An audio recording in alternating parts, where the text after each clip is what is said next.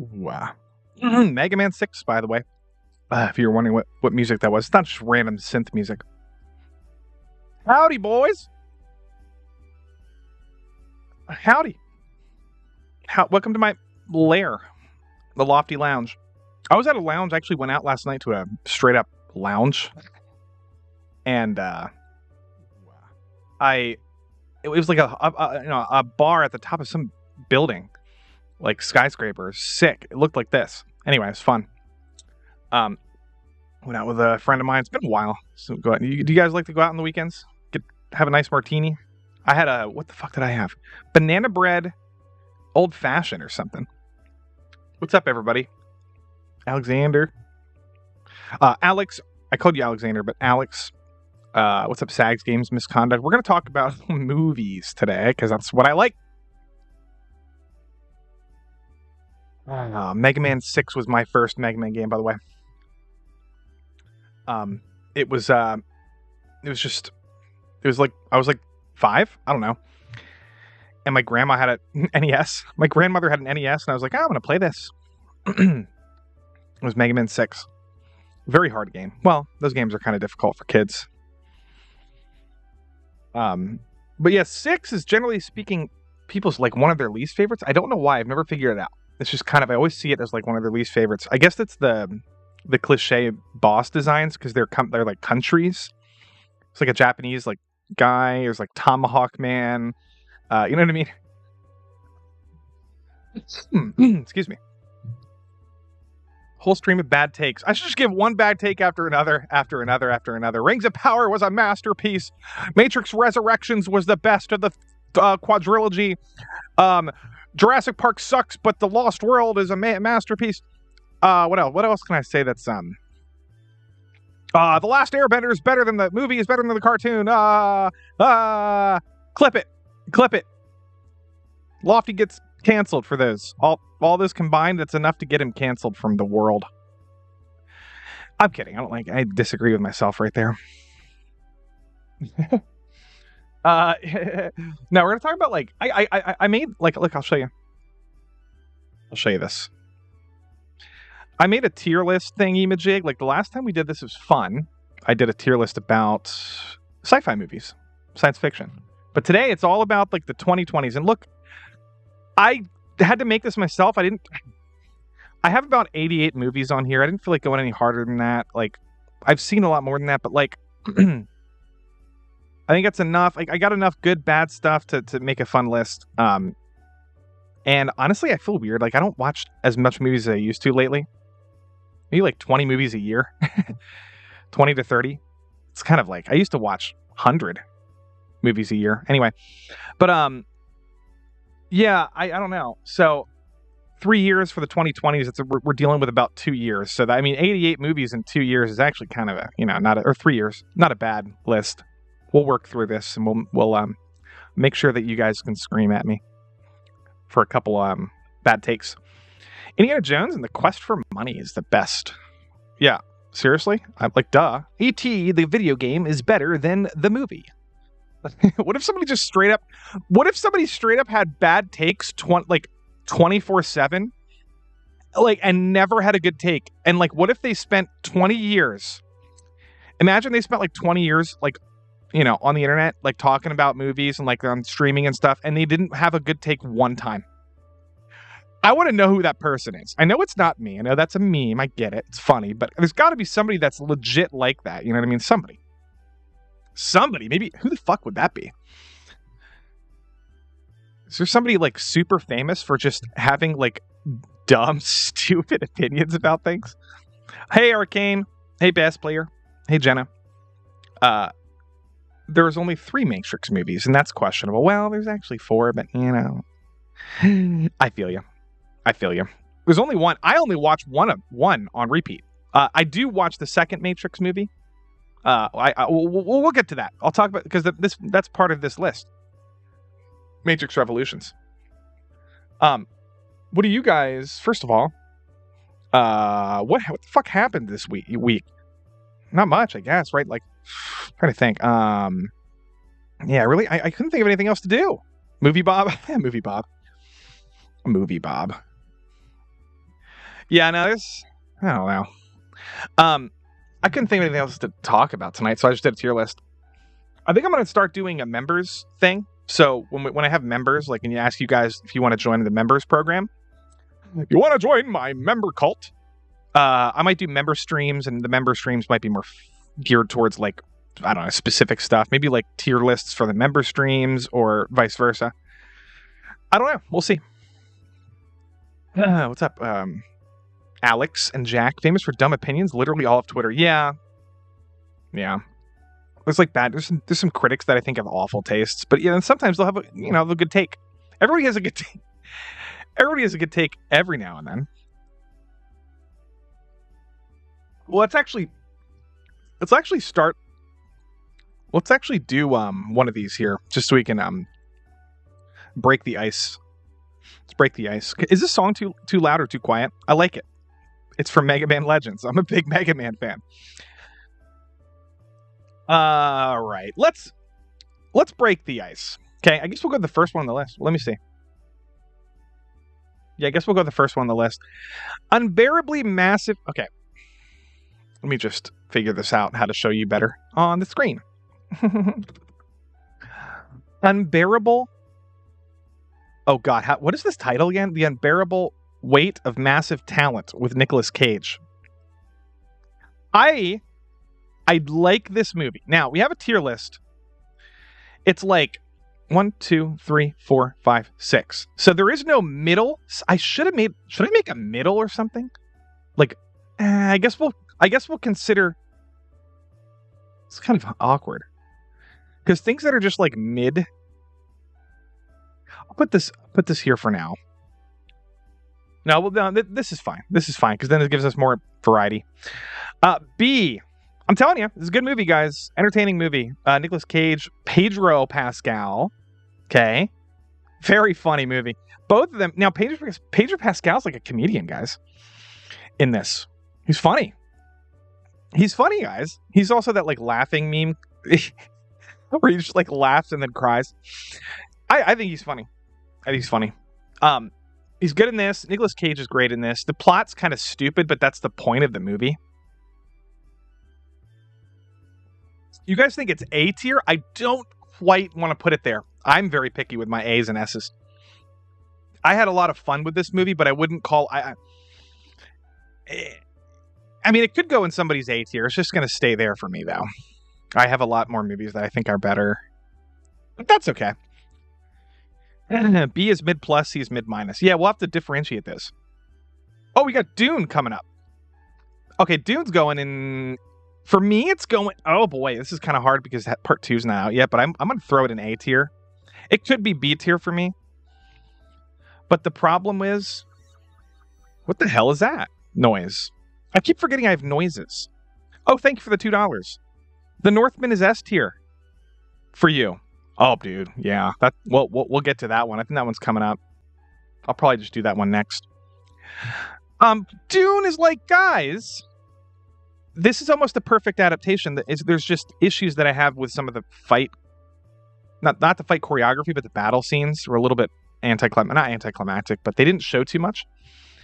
When the Harkonnens, arrived and fucked up everything, and other than that, everything's great, and it just ended in the middle of the movie. It doesn't really it's not a bad thing. It's just I would like to watch back to back. I'm gonna put it in A tier. I love the book.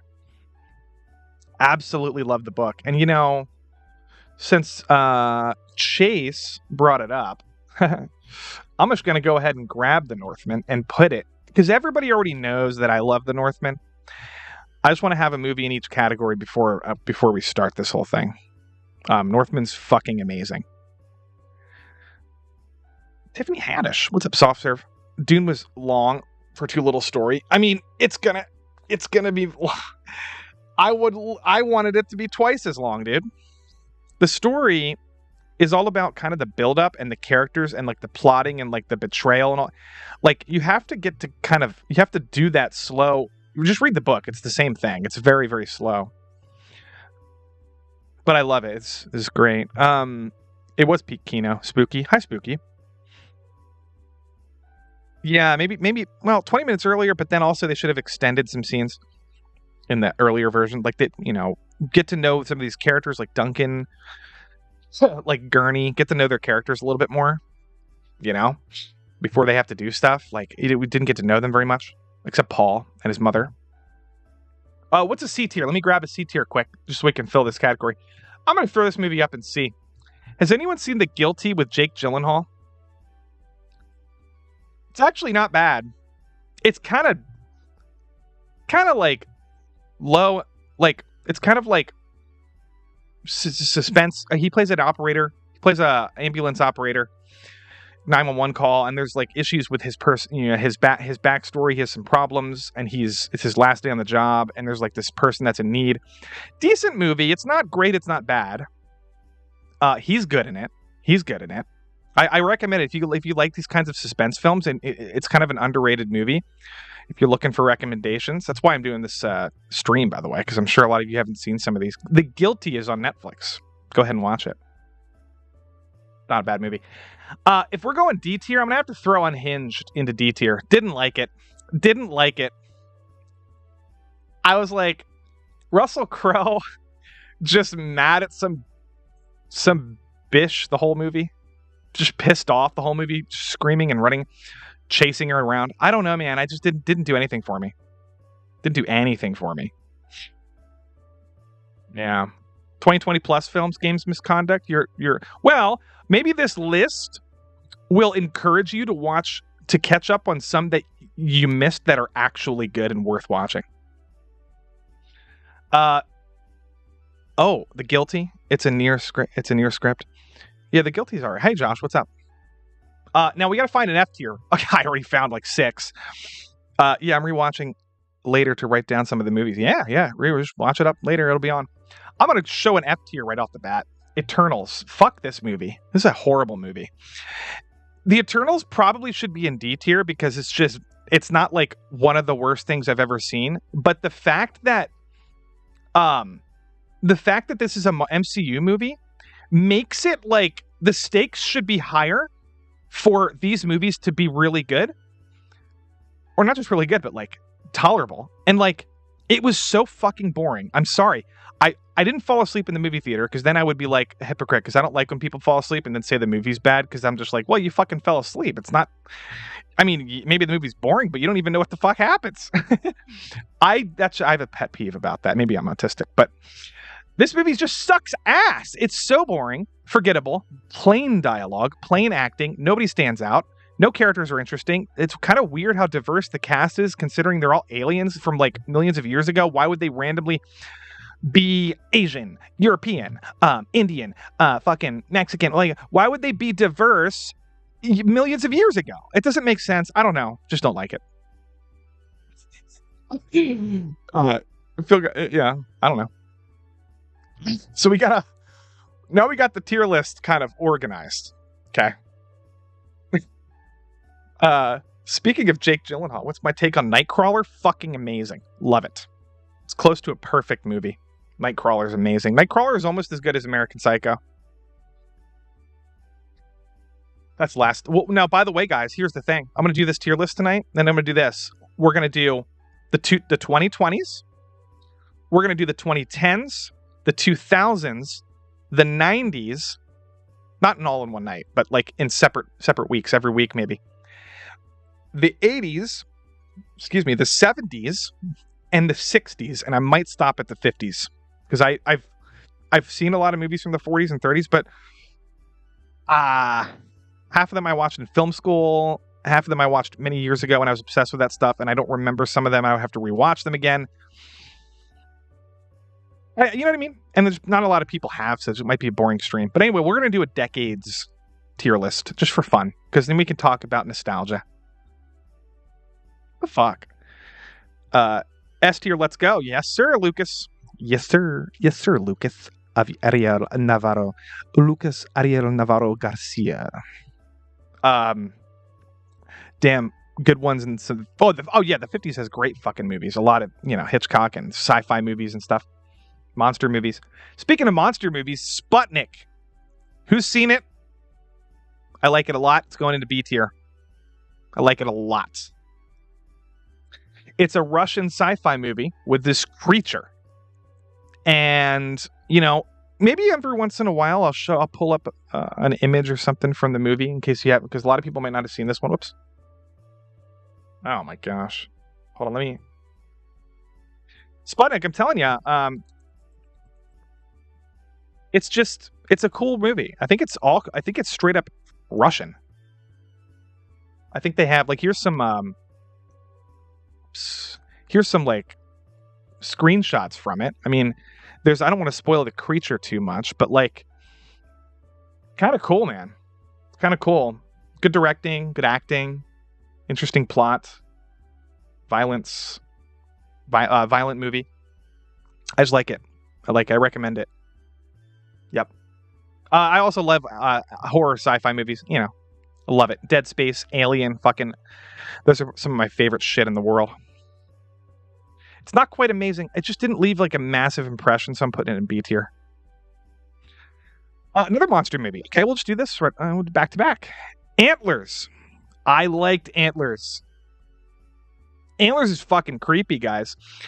It has a little bit of a.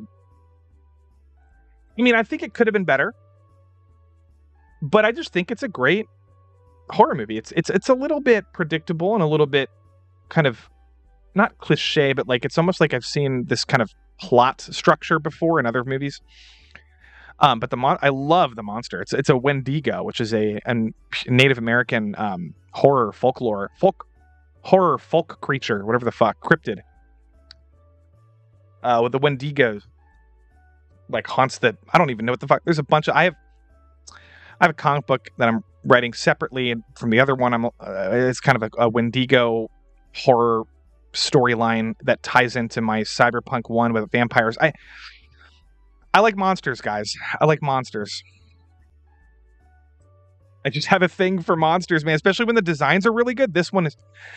Antlers has a fucking awesome monster design. Awesome. And so does Sputnik. I love when there's cool monster designs in movies. I hate when there's dumb monsters or they don't show the monsters. I hate that. Don't break it up. Wait, what? Don't break it up. Say it all is one word. I'm not sure what that means, critic. Are you yelling at me? Pig. Yep. I like those creatures on the new King Kong. Oh, yeah. Yeah, Wendigos are scary, Lucas. There's a lot of cool folklore about it. What did somebody just say about something? Yes. Somebody mentioned pig. This is straight up going into A tier. This movie is so good. And Cage, this is not a typical Nick Cage movie, guys. It's just not. It's not. He's so good in this. He's like in character. He's method acting. Well, he method acts in everything, but very interesting concept. Okay. Very interesting character. This guy. He plays a chef. Great writing. It's weird writing, weird dialogue, but like I don't know, man. It just works for me. It's quirky. It's different. It's not. I love it. I love Pig. You know, the truffles. I think a lot of people like this movie too. It was like everybody kind of agrees this is a great movie. It was one of the bright spots of 2021, I think. Whoopsies. My mic's being gay, guys. It's being actually gay. It's trying to molest me. Nobody. Here we go. Nobody. See, B and C are going to get the majority of my ratings. I feel.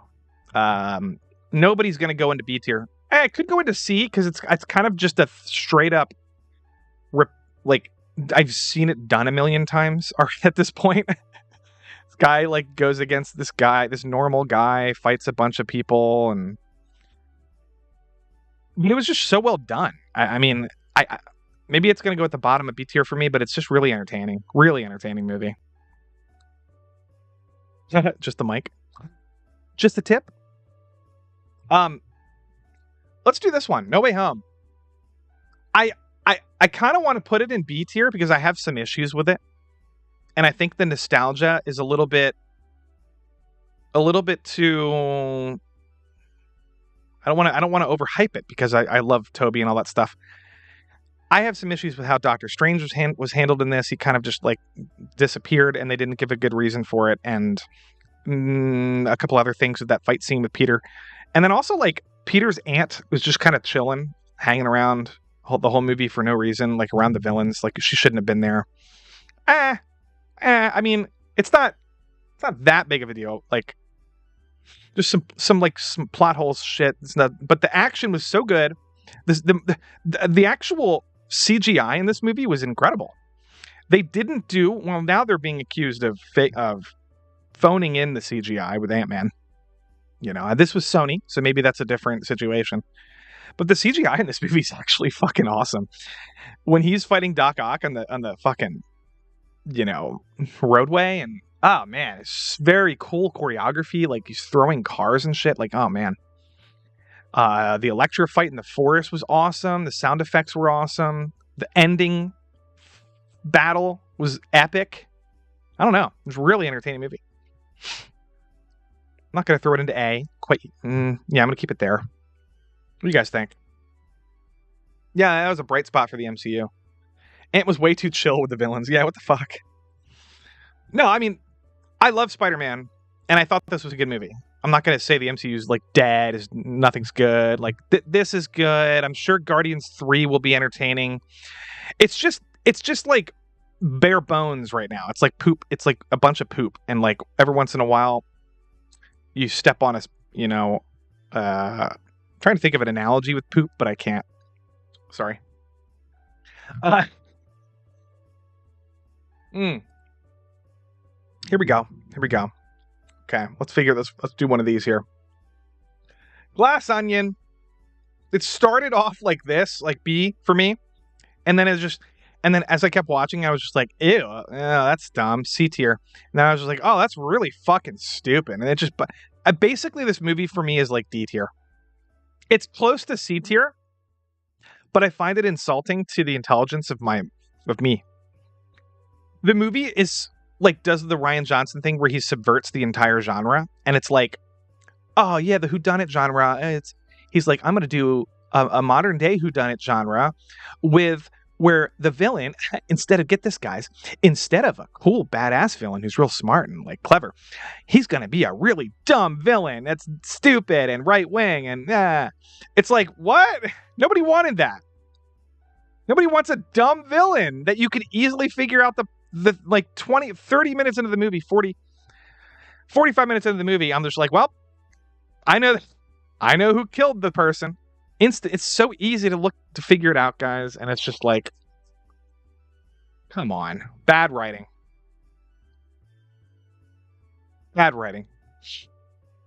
Guardians honorary phase 3 random waffle, maybe. No Way Home defeated the Koof narrative. I know, right? Didn't it? That was weird, isn't it? That's kind of weird, actually, to think about. Yeah, I went to see it in theaters.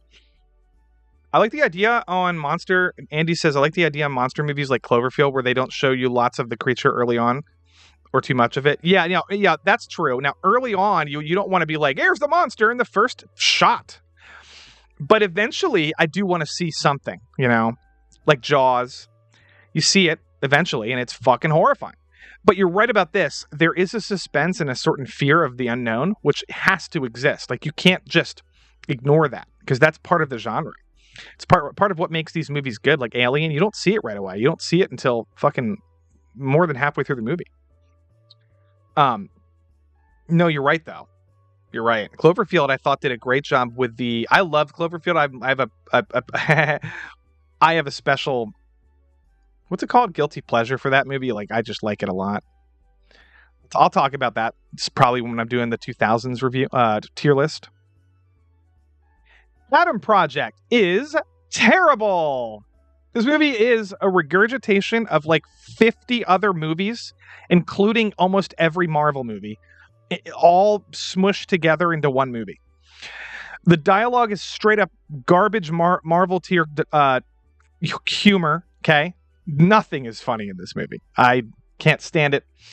The evil villains are stupid. They make terrible decisions in this movie. They're stupid.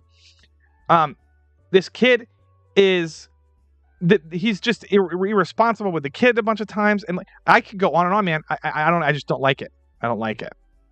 Ryan Reynolds, don't like it. It could be F tier. It could. I mean, it honestly could be F tier. I don't want to be too. I want to be picky with my F tiers, guys. It's probably F tier. I hated it. I'm gonna put it at the top of F tier. I give it like a 1 star on Letterboxd. Now, okay. Around the same time, another Netflix movie, Adam Project. The Gray Man is not terrible. It's just very forgettable. It's kind of not a very interesting plot. The Gray Man, like, okay, guy gets, it's like Taken, girl gets captured, and Ryan Gosling has been better in other films. Place Beyond the Pines, Drive. He has played this same character in a much better movie multiple times. Just kind of an average movie. And it's also the Russo brothers. So they do that like over the top Winter Soldier action, and it's for the Winter Soldier it fucking works. But in the Gray Man, it's like it's a little too over the top. I don't know, something's weird about it. What do you think? And 1.5 Ryan Reynolds. Yeah, I don't know. Netflix is like pumping out just very mediocre movies usually. Sometimes good ones. I heard The Pale Blue Eyes with Christian Bale is like mediocre. They just kind of like but here's one. Netflix, All Quiet on the Western Front is excellent. A tier. Excellent movie. It's a Netflix movie. Netflix original. Now this is a German film. Okay. But it's just really good. It's really excellent war. It's almost a horror movie, honestly. It's like a horror movie in the World War II settings without any like monsters, but the monsters are like the grotesque inevitability of death in the fucking movie. It's just brutal, and that's part of the reason.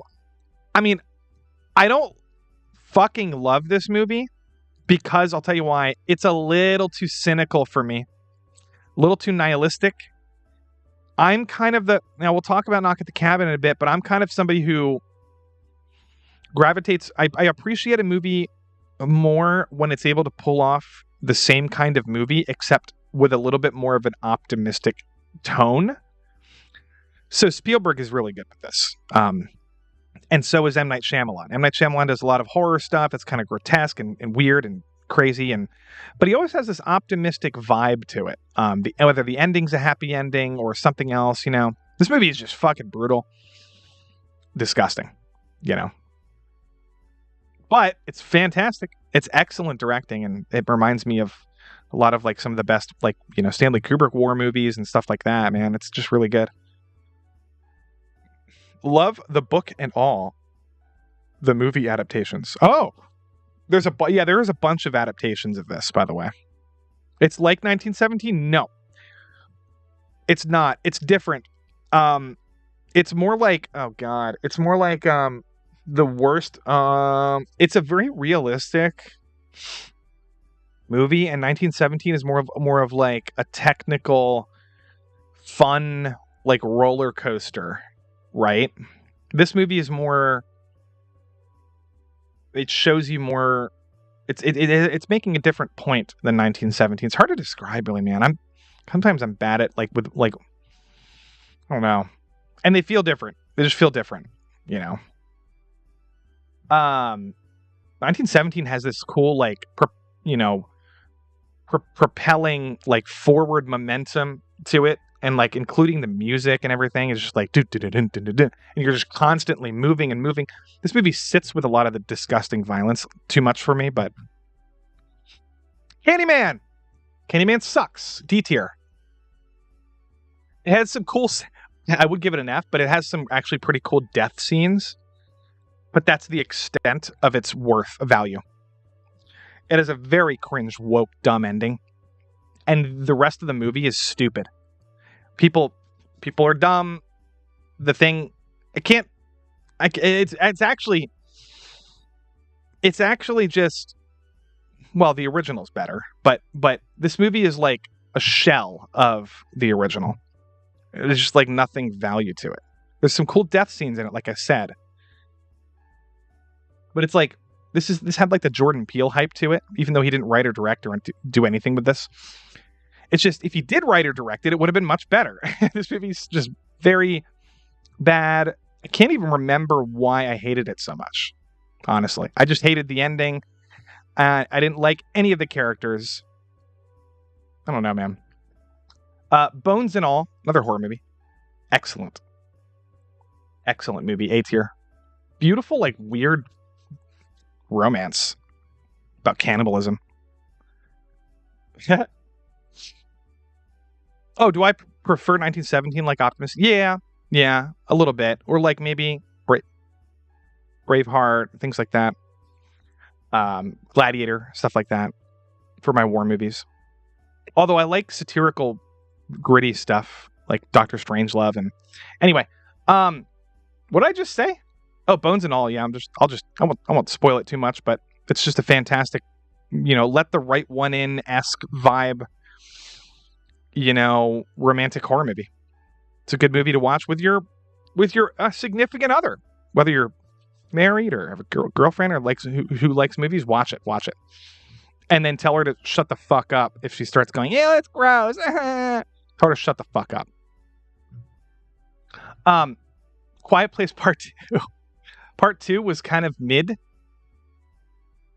I'm just gonna dump it into C tier. It's like it's not bad, but it's just kind of mid. Like what? I don't like when there's a sequel to a really good horror movie. I just don't like it. I don't want the... No, there's a new one. What the fuck is the new movie they just announced? They're going to make a sequel to. A new horror movie. Oh, man. What the fuck was it? I Am Legend. Okay? They're making a fucking sequel. Now, I don't like I Am Legend. The book is much better, and the movie ruined almost the entire lore of the book and like made it just an action movie. But if you're going to do anything, just adapt the book, like straight up adapt the book and like with a modern day kind of like aesthetic, like because the old adaptations are good, but they're kind of like outdated. Just straight up adapt the book. Don't do it. I don't know. Don't do a sequel. I'm done. Done with that. Here we go. Barbarian. Liked it. B tier. A little predictable. A little woke. And then when I say woke, I mean like kind of forcing a little bit of a narrative about incels. Not incels, but people who like toxic masculinity. But it's like I like Justin Long, so I don't really mind it as much. Like he's actually funny in the movie. Even though his character is kind of an idiot. But the movie actually has a horrifying creature. Horrifying, really good special effects. Really good. The creature's like this gigantic, fucked up. If you haven't seen it, it's just like this thing that has like boobs. And it's like, it'll grab you and it thinks it's its baby, and it'll just go, oh, baby. Oh, mommy. It can say like 5 words. It's creepy. It's fucking creepy. Sorry, I like it. And good acting. Oh my god, we got another F tier. Love and Thunder. This is actually an F tier. I think it's worse than Eternals. Am I wrong? Is that crazy of me to say that? I am sorry, but this movie is just insufferable. It's like, okay, they gave the villain an okay like motive, and they didn't do jack shit with the God Butcher. Didn't do jack shit with the guy. Just stole a bunch of kids. And then the CGI was terrible. When she takes her, for some fucking stupid reason, MCU likes to do this thing where everybody now, instead of taking their helmet off, they have this it just like appears and disappears off their face. Like they got the nanotech or magical thing that just makes the helmet go away. And it's just terrible CGI, man. It's like, I want to see a helmet come off someone's head. That's cool when they take their helmet off. But like, the CGI is terrible. And then the fucking And the storyline with all the characters, what's her Valkyrie. Oh my god, she's so awful in this movie. It's not funny. It's goofy to the point of like SNL skit level. Like when Sif is like dying, she's like, "Oh, I'm gonna go to Valhalla now," and he's like, "Nah, you're technically you gotta die in battle." I'm sorry, like that's not funny. It's like goofy. Not a good way. Not in a good way. Heimdall's son, the CGI was so bad.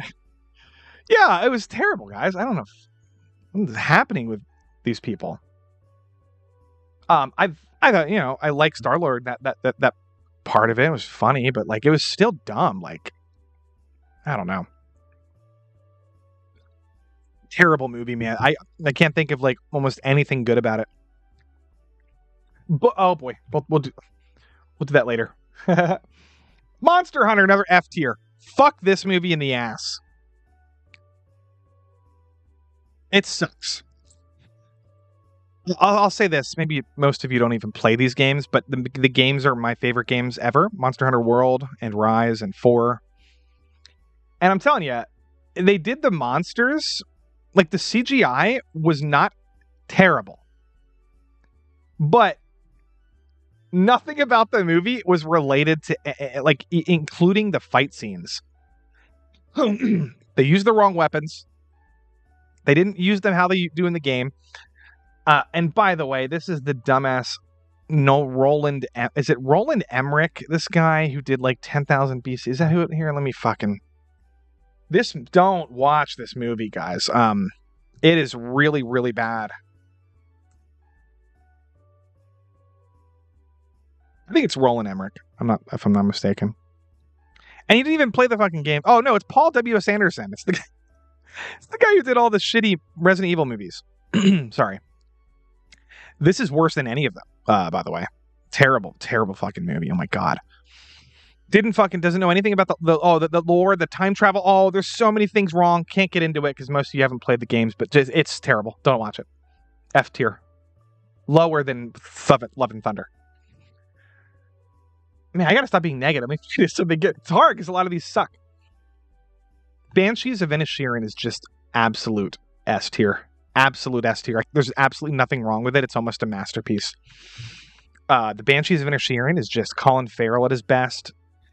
McDonough, the director, he did In Bruges. He did In Bruges. I just watched again recently. Amazing movie. But Banshees is I'm sorry. It's a better movie.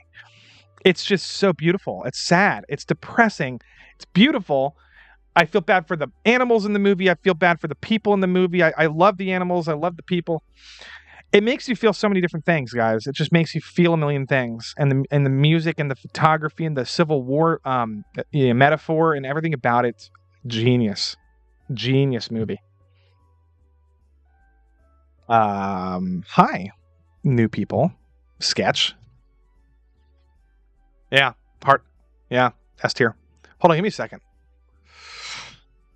I need to get a different mic set up because I can't keep leaning downwards to talk. Yeah.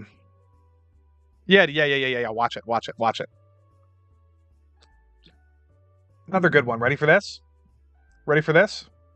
The Menu.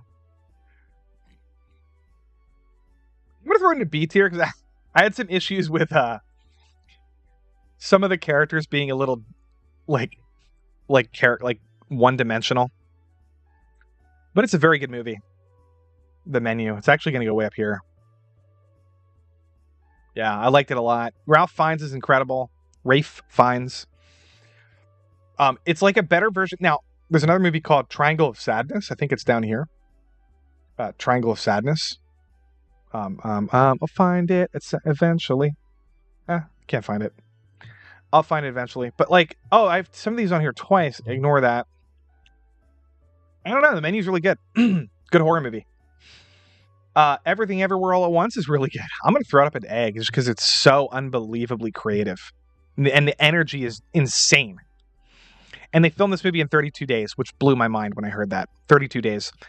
And like, there's just so much creativity in this. I just didn't quite like... I wasn't quite sure like what I was getting out of it. Like I understand kind of the themes a little bit, but like, people coming from, different parts of like different parts of like generations and different kinds of people and interacting with one another and different, I don't know. I got to watch it again. It's kind of a weird movie. Very entertaining. I didn't like The Night House. I'm not going to talk about it too much because it's extremely forgettable. Extremely forgettable. It's just a straight to DVD, boring, you've seen it a million times, horror movie about a haunted house. This girl has a traumatic past. Like, everything about this movie, I'm just like, wait a minute, I saw that in another movie. Just not a good horror movie. Guys, I want horror movies to stop being like The Night House and just repeat things and being generic. And I want them to be more like fucking like Bones and All, or like, I want them to be edgy. Even Barbarian was too safe. It was kind of a little bit too predictable for me. I like edgy. Speaking of edgy, Infinity Pool.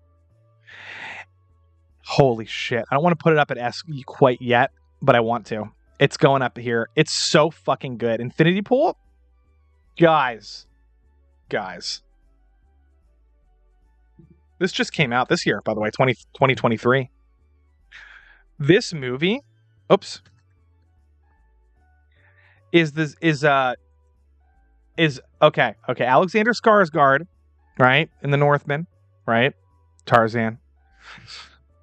The son of, Stellan Skarsgård is in this. Excellent actor. Mia Goth, who's in Pearl, and she's in a bunch of other movies. She's incredible. This movie is very fucking creepy. You see this creepy mask right here.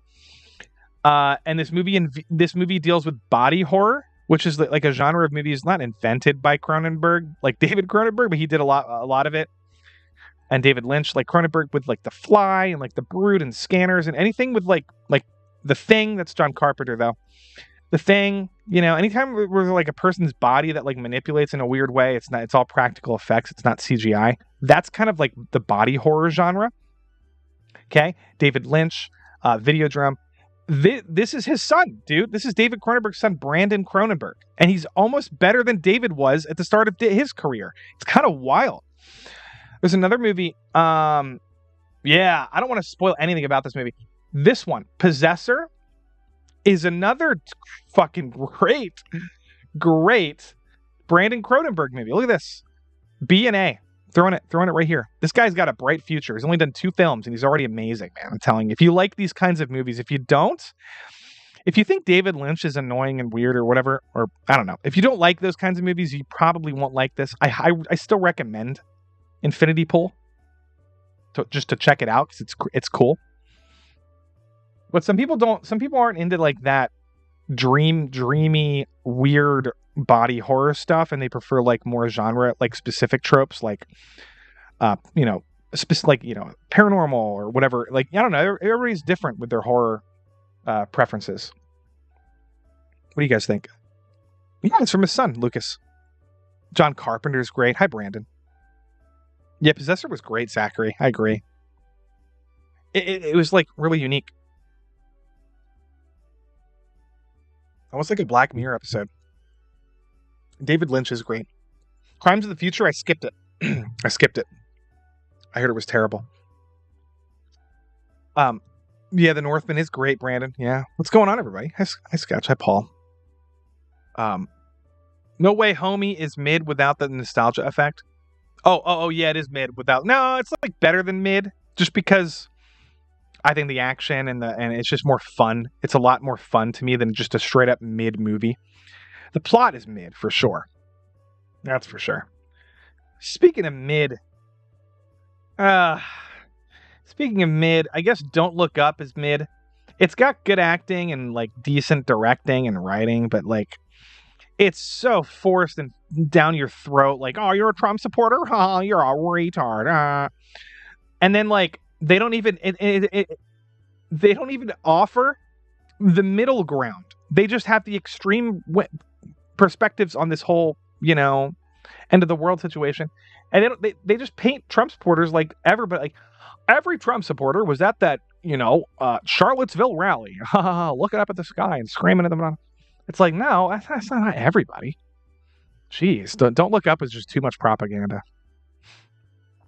But another movie that's kind of woke, but I love, is called Minari. I'm going to throw it up into A tier because that's how good it is. Minari is about an Asian family that moves into the Midwest to want to start a farm, a Korean family. I think it takes place in like the 80s or something, or like a little bit of period piece. And it's like they get a little bullied because they're Asian, but the bullying is more like straight up how it's very realistic. It's like it's how their kids are treated by the other neighbor kids, and then like most of it is about them suffering at the farm and trying to make everything work and like things going wrong. And it's absolutely beautiful movie. I can't recommend Minari enough. I mean, it won a bunch of Oscars. Stephen Yeun from Walking Dead he is an incredible actor. Okay, no, people don't know this about Stephen Yeun, but I'm telling you guys, Stephen Yeun,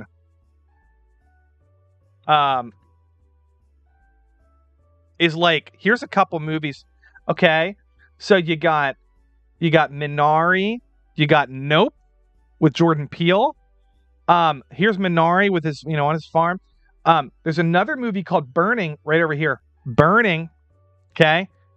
This movie is creepy. He plays like an Asian, like Patrick Bateman, except a much more like, he doesn't talk as nearly as much and he's not as weird. But creepy guy. I don't know, man. He's so good. I love him. I think he's like an up and coming star. I just love this guy. Much better than I thought he was when he was just in Walking Dead. Really good actor. Really good actor.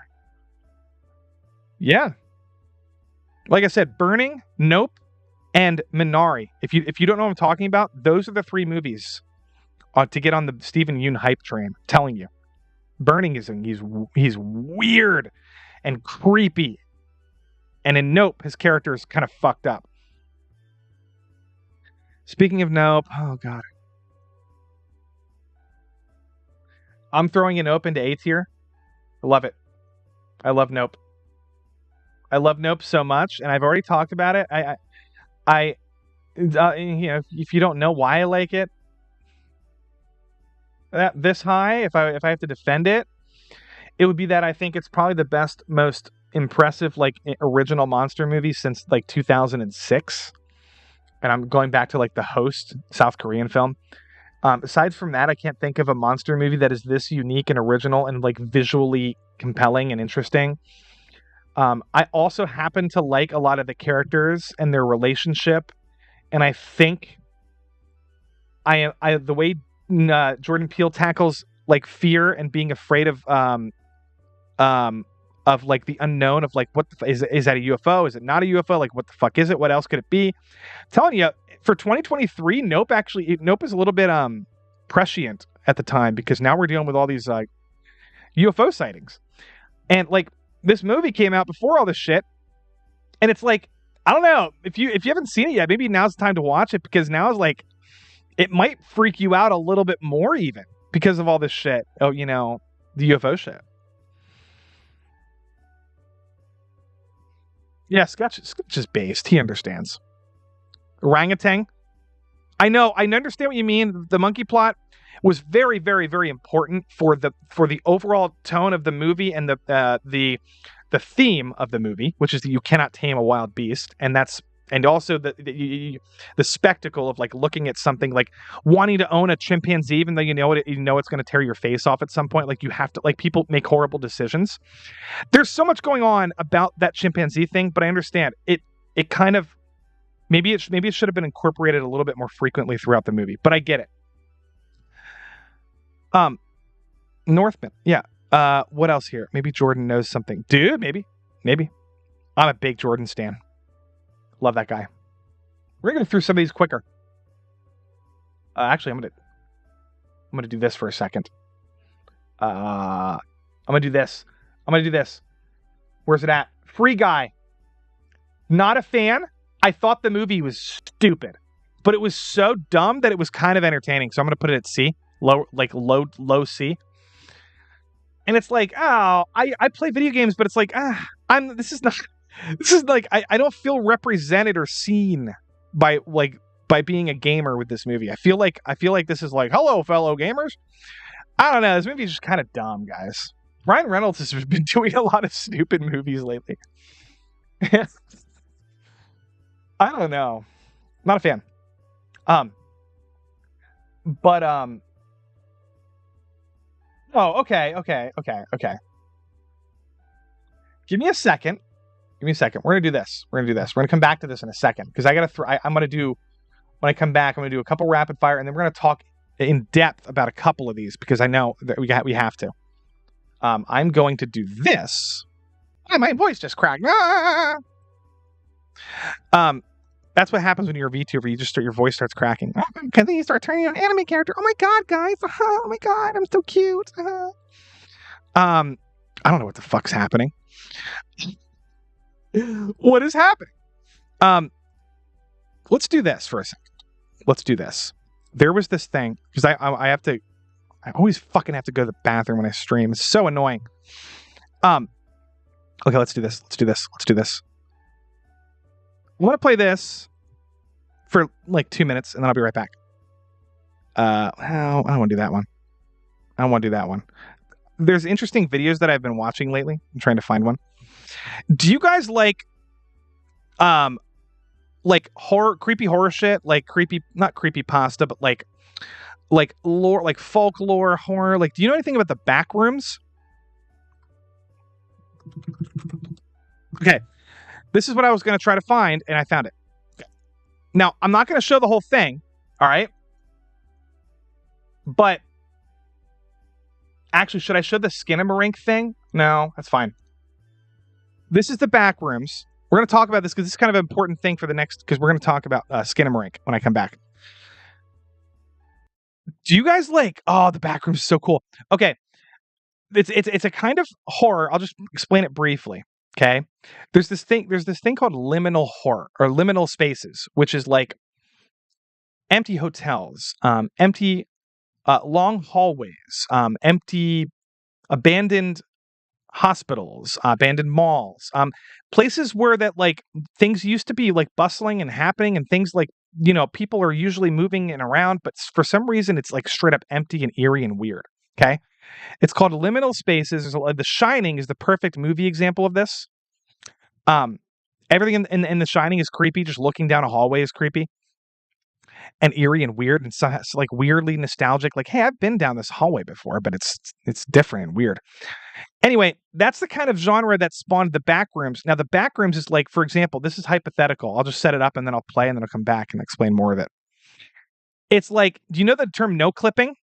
Okay, when you're in Super Mario World and you're like running around and you do a glitch where, like, if you speed run Super Mario 64, you speed run. If you do this like super like secret jump, sometimes you can jump through walls into a level that you shouldn't be able to do.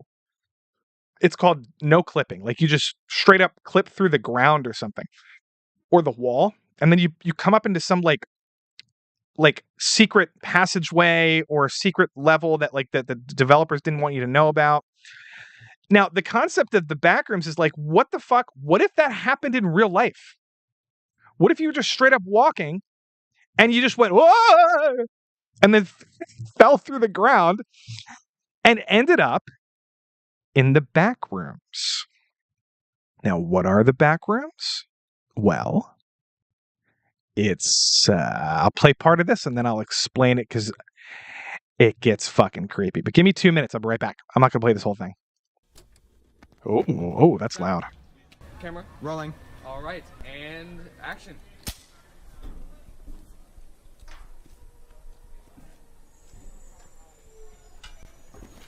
All right, cut. That was good, guys. All right, that was good. I'm thinking we get a wide angle and then we're done. Okay? All right. Yeah. Cool. Like, how much further? Like a little more. Right. A little more. You got? Yeah. Whoa.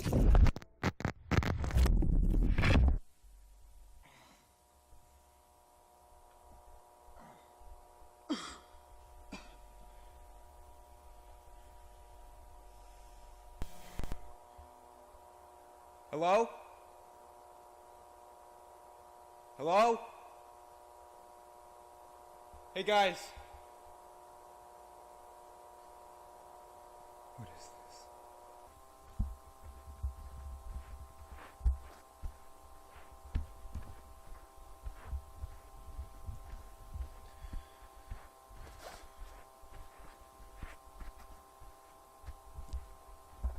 Hello? Is someone there?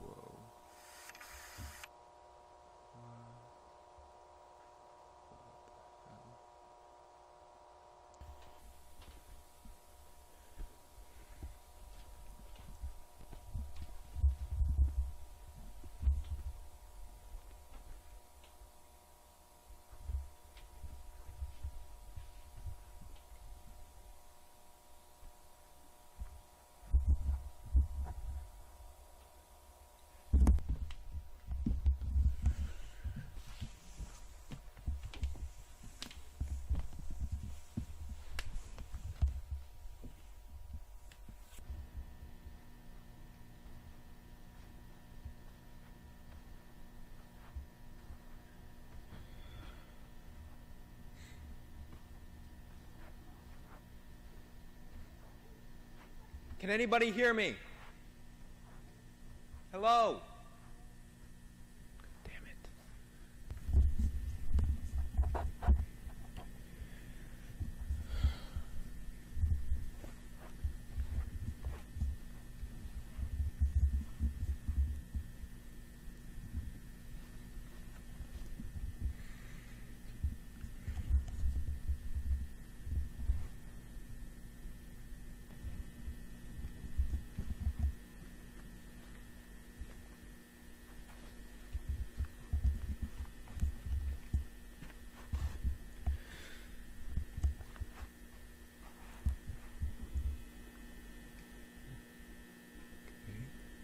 Okay.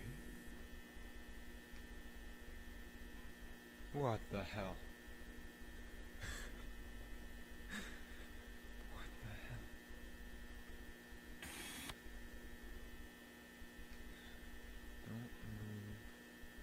Don't move.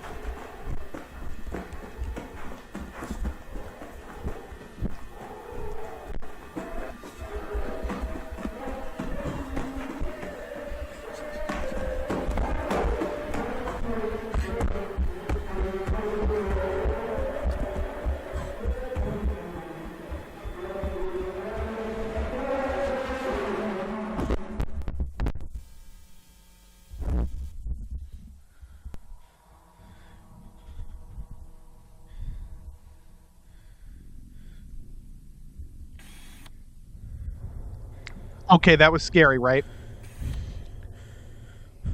Oh, I'm back. All right. You see this picture? This picture was like uploaded. This is a real picture. That was brought up in the lore of the back rooms. And if I type in, like, if I go over here,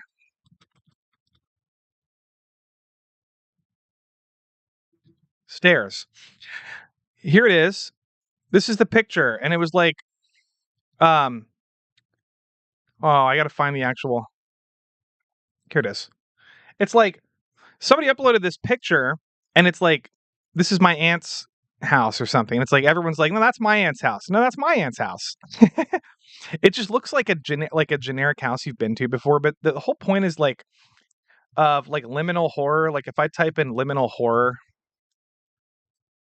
or liminal spaces, it's like all these spaces that are just empty but kind of familiar, like a generic hallway of like a of a hotel, or like a flooded subway, or whatever the fuck these are, you know. And people started making lore about all this stuff and coming like here's Mario 64 is also influences a lot of this stuff because a lot of the rooms in Mario 64 are creepy. In a weird way. It's kind of hard to explain. But you know, anyway, guys.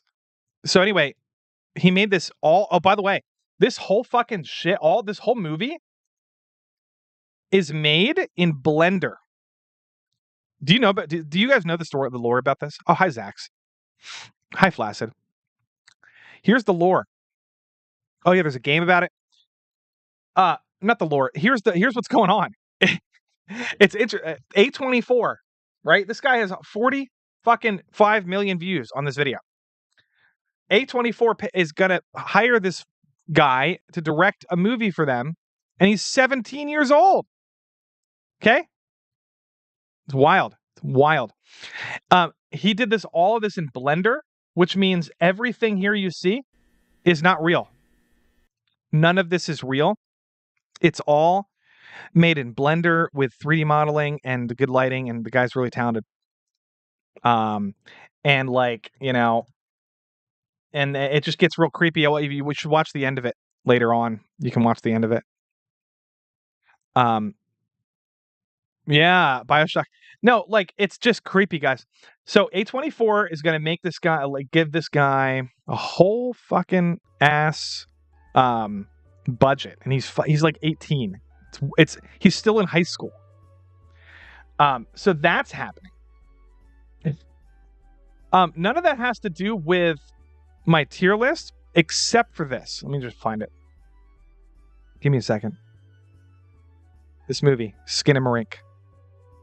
Has anybody seen Skinamarink? Put it right behind Pig. Skinamarink is a movie. Oh boy. Imagine if like I don't know, it's kind of a bad analogy, but if like David Lynch directed Paranormal Activity. Okay.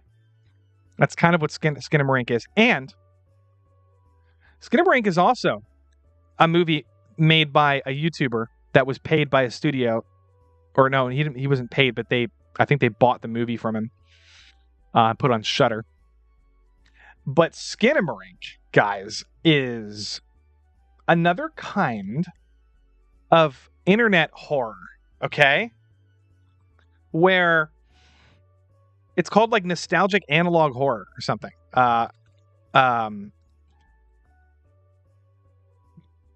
Skinamarink.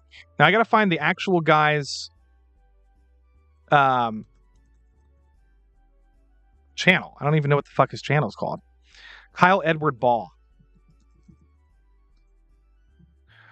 Here's his channel. Blitzed Nightmares. Okay? You know what this guy does? He takes nightmares from people and makes little short films about them. The one. I don't know which one it's called. But like, you know, there's a bunch of them. The one of them takes place under the bed, under a bed, a bed. Like I don't know what the fuck this is. Okay, now a lot of his shit is like old grainy film footage of weird and you can't almost see anything that's happening except you can like maze. You can't almost see much, okay? You can't. Now this one's very experimental. But here's the deal. Man, there's so much to fucking talk about this guy. He is tapping into the fear of you ever turn off the light and you're like, what the fuck is that in the corner? And you turn on the light and it's your hat on like a coat rack. He's tapping into that kind of fear. And not only that, he does it throughout the entire movie. So all of Skinamarink is like, here's the teaser trailer.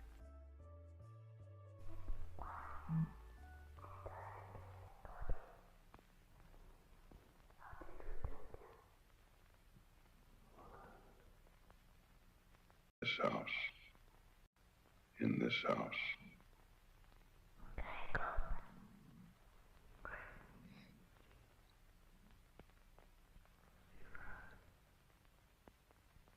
In this house. Okay, so a lot of it is straight up weird camera angles of corners of houses and rooms and under beds and all this weird stuff. And half the time you're like, you think you see something, but you don't. And it's like, oh, hi, power toast, man. And it's like, hi, holy hand grenade. And it's like, the movie will put you in a certain ASMR kind of mood where you're just like, you're like you zone out watching this. And you go, and eventually, after a while, you get freaked out of just existing in this movie. And it's fucked up, guys. It's fucked up. It's not a paranormal movie. It's not a demonic possession movie. It's much more similar to like H.P. Lovecraft. And what I mean by that is Lovecraft a lot of the times will deal with dreams. And he's like, okay, this character's having a dream. He doesn't know it's a dream. It's kind of like the dream world is like fucking with him, and there's like some evil entity in the dream world that like fucks with the main character and like does weird shit just because it like can. That's kind of what this is. Okay.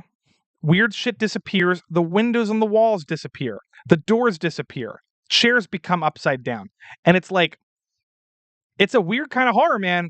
And it's kind of big right now on YouTube. It's big. It's going to get bigger, I think. It's called analog horror or like fucking cosmic horror. I'm not even sure what the fuck people call it. Hi, Joe Ball. What do you think of Skinamarink, Joe Ball? I don't know, guys. I liked it a lot, and it's like I put it in my A tier. I can't recommend it to people because I know people who watch it and they're like, that was a waste of my time. But look, yes, it's going to be a waste of your time if you can't manipulate yourself into a state of like a trance where you're like just staring at a movie and going and just watching stuff happen. And it's not like a plot movie where you're like, okay, I want to watch a good movie. It's more like it's more like the Blair Witch Project a little bit, without even that movie had much more of a narrative. But like the ending to the Blair Witch Project where it's just like fucked up shit happening. Like that's kind of this movie on that's the whole movie. I can't describe it, guys. Loved it. Man, I didn't think about it. I would be talking about that kind of horror for so much, but you know, I gotta figure out how to tell you about these movies. So here's the thing. Here's the next one. Yeah, it's straight up like meditative horror.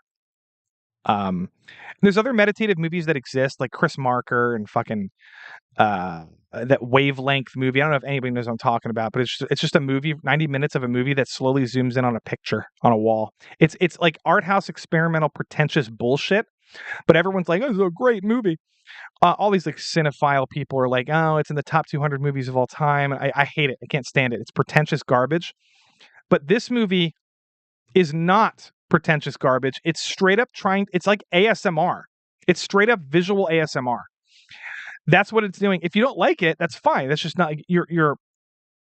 that's just not your cup of tea. But like, that's not what this movie's. Yeah, it's not a pretentious movie. It's actually freaky. The concept is disturbing as fuck. It's also fun to talk about with your friends. Anyway, I'm going to go through some of these quicker. I was going to say, is the Blair Witch ending editing? Yeah, it's similar to that. Here we go. Mortal Kombat, new movie, didn't like it. Terrible movie. Horrible, horrible, fucking terrible movie.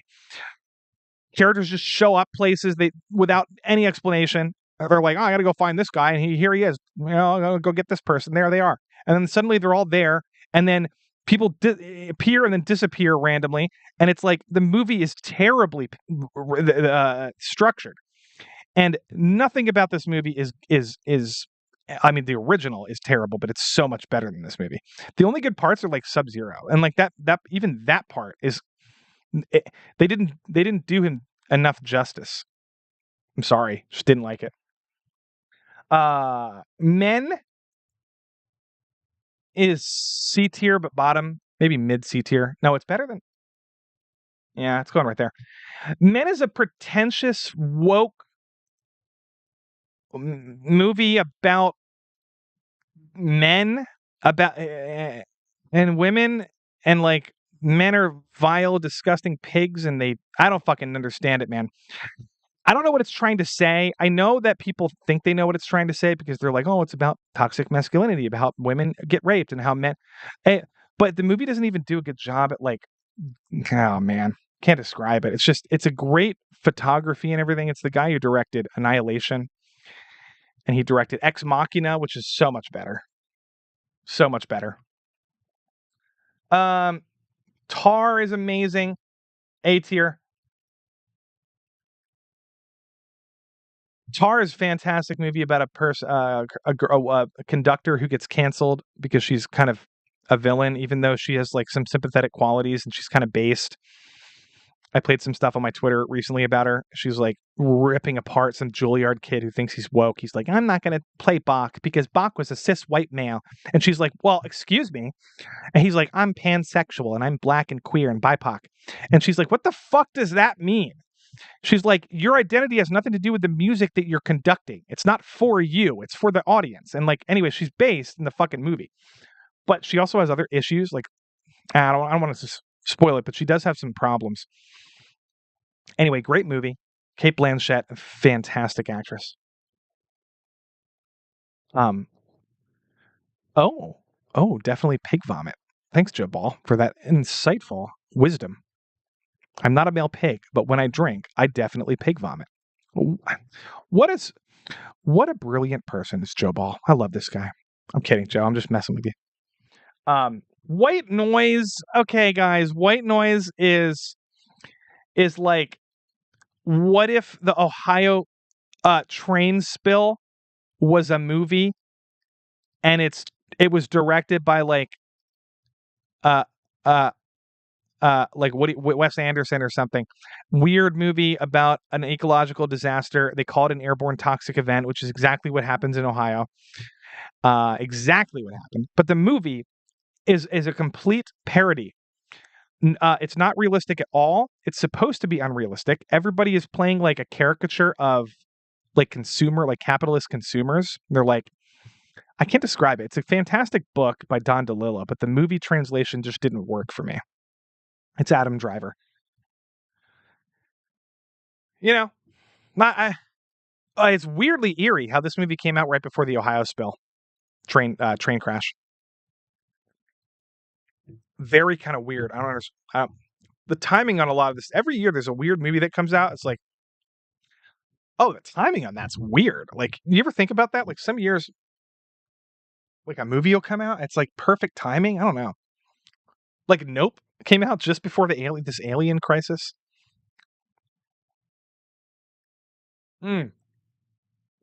It's the least Noah Baumbach film ever. Yeah, it really is. It's Noah Baumbach like channeling Don DeLillo, and he doesn't do it properly. Excuse me, I'm drinking beer. Oh my god. Oh my god. Matrix Resurrections F tier. Top of F tier. There's absolutely nothing good about this movie. Keanu Reeves doesn't hold a gun in the entire movie. Well, not one time. Doesn't have one gunfight. And he's like, I have powers, special powers, even though he had powers in the other movies. I'm sorry, this movie is a terrible movie. Terrible movie. Old is actually not bad. I talked about this on my Shyamalan stream. I liked Old. I'm going to put it at the top of this. I liked it about that much. It's corny, but there's creepy death scenes in it that are actually really well done. I love the music. It's actually, the music is his daughter made the music, the like the ending theme and some of the music. Great cinematography in this movie, but that's the best part of the movie. I'm not going to go into why I hated Megan, but it's going to the D tier for me. I think it was incredibly. I did this before and I got roasted, but It's a generic artificial intelligence movie that says nothing new whatsoever about artificial intelligence. AI said the movie AI, Steven Spielberg, Stanley Kubrick, that movie was so much more interesting. Ex Machina is so much more interesting. This movie is a generic horror movie that's PG-13. It's not even rated R. They cut out all the good horror parts, and most of the movie is just people talking about, like, generically talking about, well, AI, what do we do about it? Well, maybe we should just. It's like I've had all these thoughts before, and the movie didn't tell me anything new about AI. Like, it's just bad, man. Hate it. Can't stand it. I'm moving on. Empty Man is actually decent. The Empty Man. It's got a really cool opening in the fucking in a blizzard or snowstorm or something. Really cool opening, and it's just a creepy horror movie. I like it.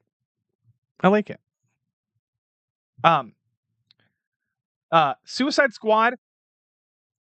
What the fuck is this? The new one, the second one? It's not bad, but it's not great. It's going like mid C tier for me. I just don't care about the Suicide Squad. I don't give a shit. It's kind of entertaining, but it's like, I don't know. It's not very compelling to me. It's just not it's not, I don't care about it. I'm sorry. I'm just moving on. Wakanda Forever is terrible. I'm gonna throw it in D tier. I don't know, man. It might be F tier. It's like that bad. The whole Namor plot, well, A, they ruined his character. Ruined it. B, okay, the CGI is terrible. Sure, the whole subplot with, like, the genius black girl, Iron Man girl, is so irrelevant. None of that matters whatsoever. It doesn't add anything to the movie. And guys, this is not even. I didn't even like the first Black Panther, but this movie is so much more boring. And it's so cringe, the dialogue.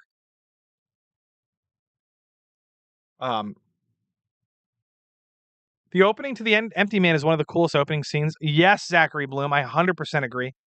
That's what I was talking about. Namor.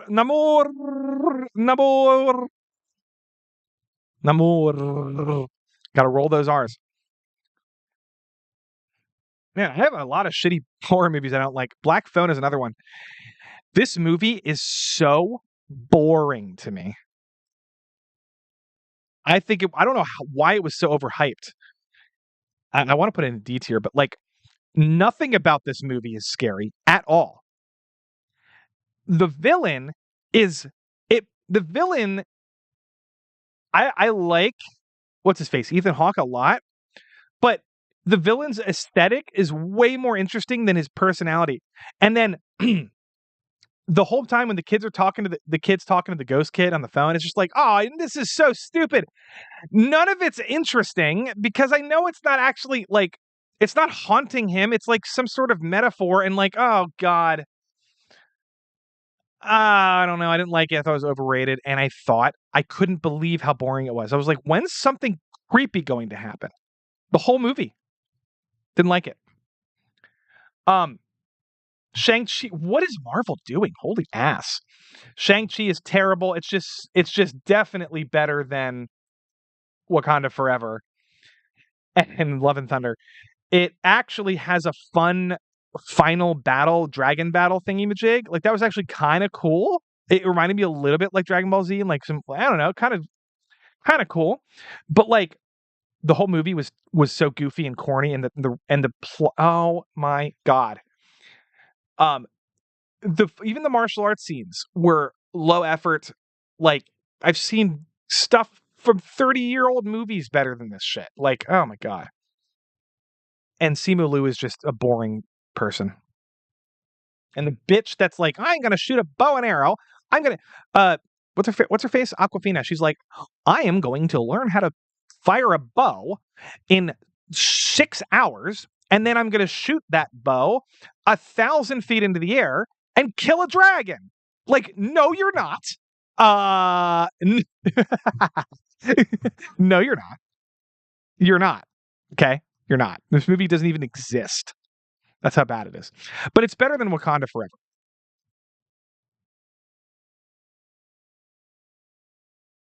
Black Widow's even worse than this. Holy shit. Now, Black Widow's actually not worse than Shang-Chi. It's just bad. It's got some fun fight scenes, but it's just so forgettable. It's just bad. It might even be worse than Shang-Chi. I don't know, man. I don't fucking know anymore. Marvel sucks, man. What the fuck? Here's what let's wrap up the Marvel thing. This might now it's not going to be controversial because I already said this before, but I think Multiverse of Madness is by far the best Marvel Phase 5 thing besides Spider-Man. It just is. It's gonna go in like mid-C tier. It's just so much more interesting than any of the other ones. You got Zombie Strange, which is awesome. Incredible Sam Raimi directing. The whole Zombie Strange sequence blew my mind in the theaters. I was like, that's amazing. When he fights himself with the musical instruments, I thought that was really clever and fun, and that was something Doctor Strange would do in the comics.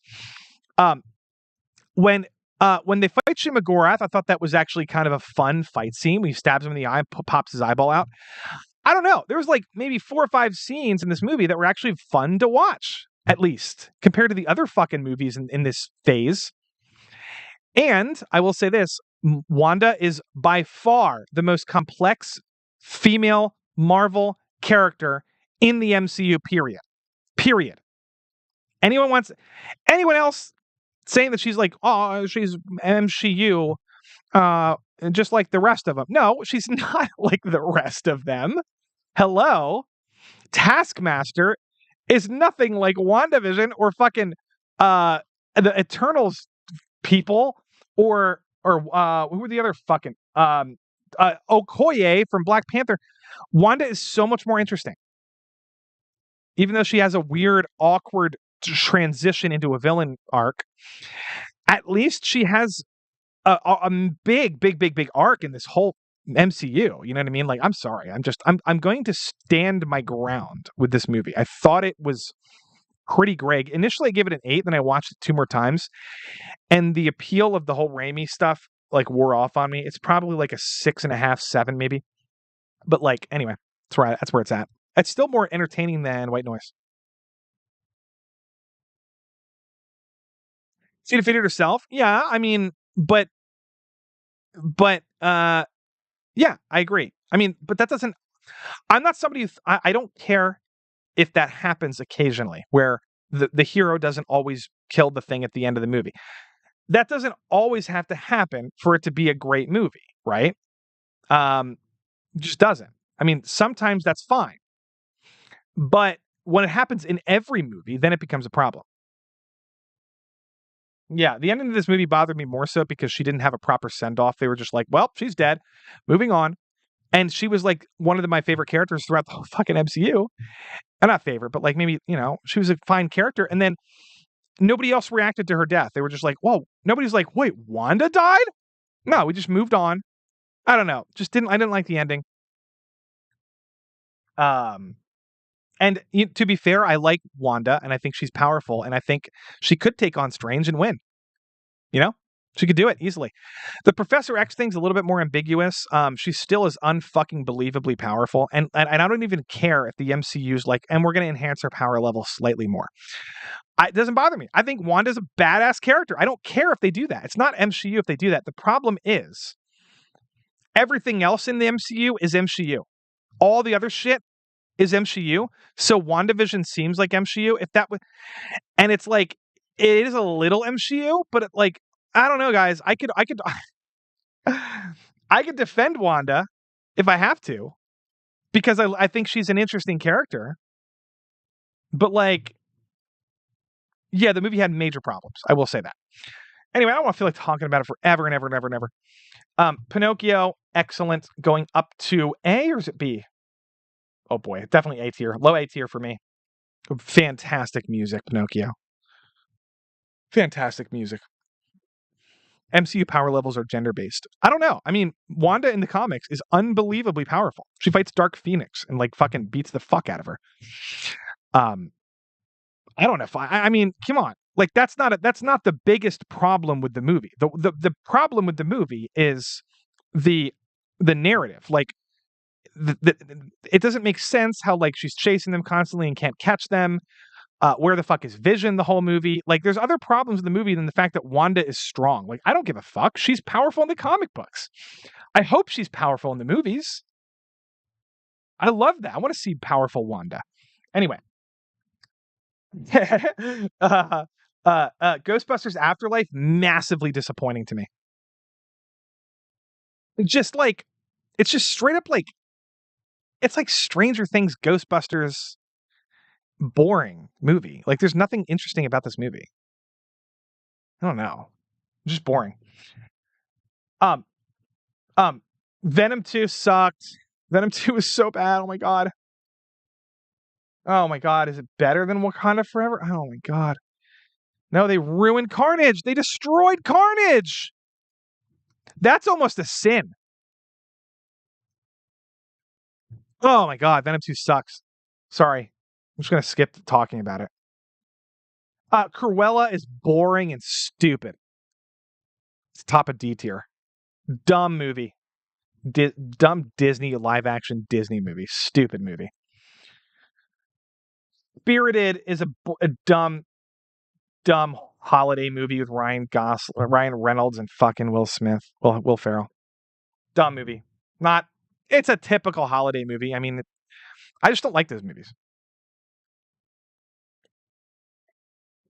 Holy shit, guys. The ending of Ghostbusters sucked. Yep. I don't Sand God, I don't think they did Strange. You said they did Strange wrong in his own movie. I disagree. I think he could have been better, but he fucking was the way that he became Zombie Strange to me was like one of the coolest transformations ever in the MCU.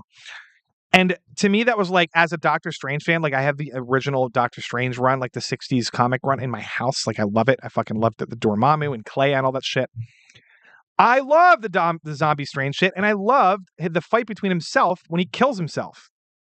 I love it. They didn't actually do him dirty. Like he killed himself. Okay. He killed Shumagorath.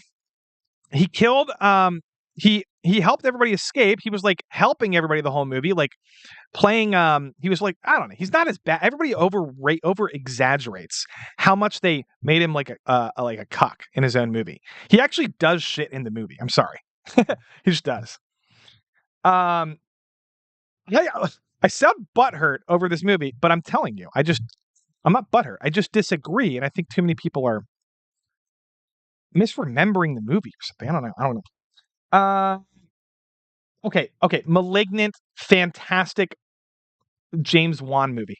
Malignant. Fantastic movie. It's my favorite James Wan movie. I just think the concept that the creature that's like turning the head backwards and the fucking crawling around is creepy. And the movie has good directing. It's just like, it's one of James Wan's more interesting movies. His other movies are kind of generic and repetitive. Annabelle, fuck Annabelle.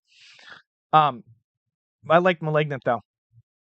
I'm going to go behind Possessor and No Way Home and The Menu. Wow, we're getting to the end here. 13 Lives, fantastic. Real story movie. Fantastic movie. About the 13 soccer players that were stuck in the fucking Thailand cave, and Colin Farrell in this movie, by the way. Colin Farrell, Viggo Mortensen, and somebody else play these people. And it's just a great movie, guys. It's Ron Howard. I know most people don't know about this because it didn't get any coverage or press. Nobody talks about it. Well, first of all, nobody in this online community talks about any of these movies, like 13 Lives or any of this stuff, unless it's pop culture, which I'm kind of bored of that whole thing. I'm going to start talking about these movies. Get out of here. Because nobody else talking about it. You know, I don't know. Here we go. Nightmare Alley. Great Del Toro movie. Really good movie. top of B tier for me. Nightmare Alley has some. I expected it to be a little bit more freaky and weird. It's a little bit too straightforward for me and like kind of predictable for a Del Toro movie. I was expecting something more dramatic, but it's still really, really, really well done. I really like Malignant. I agree, Zachary. San says Strange is way more powerful in the comics. They nerfed him. Okay, yeah, I understand what you're saying. I'm not saying that. I'm not saying they didn't nerf him, but he didn't have his.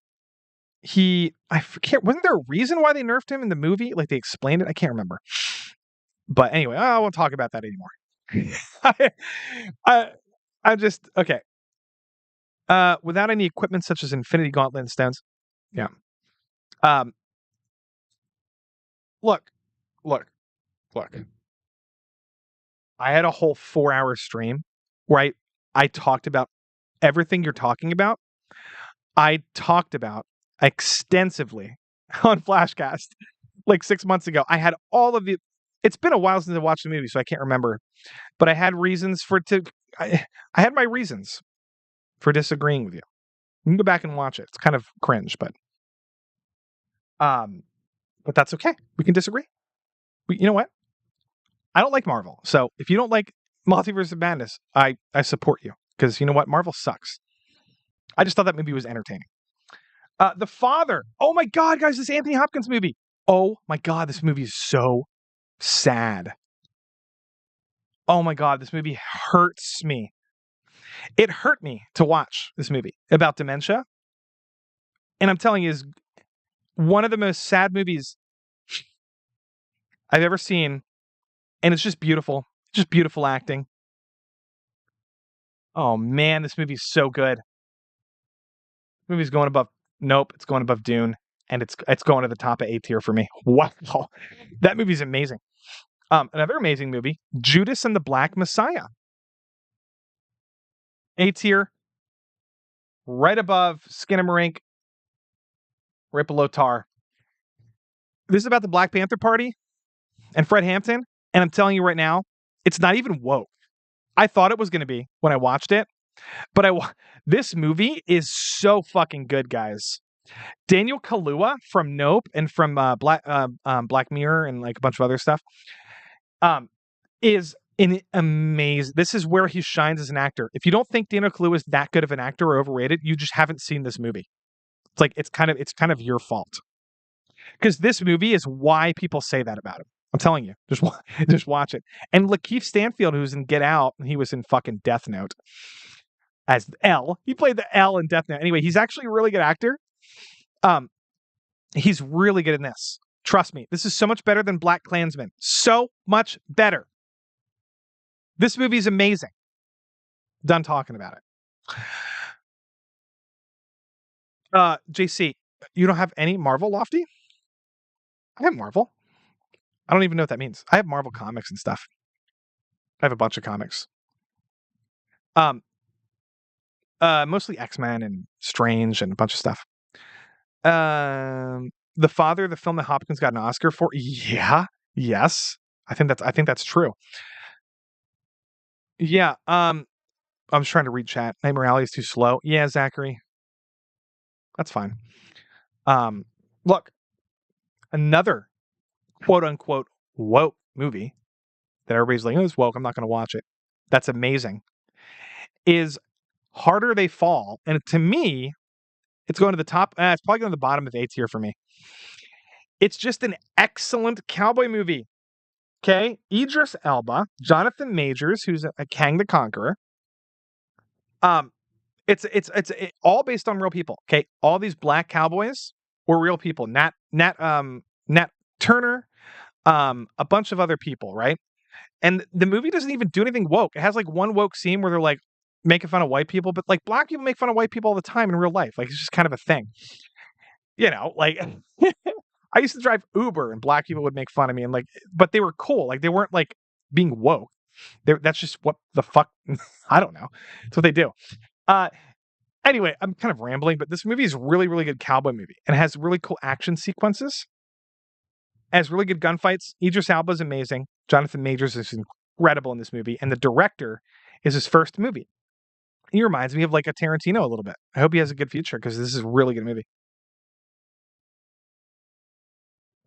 Soft serve. What was my bad take?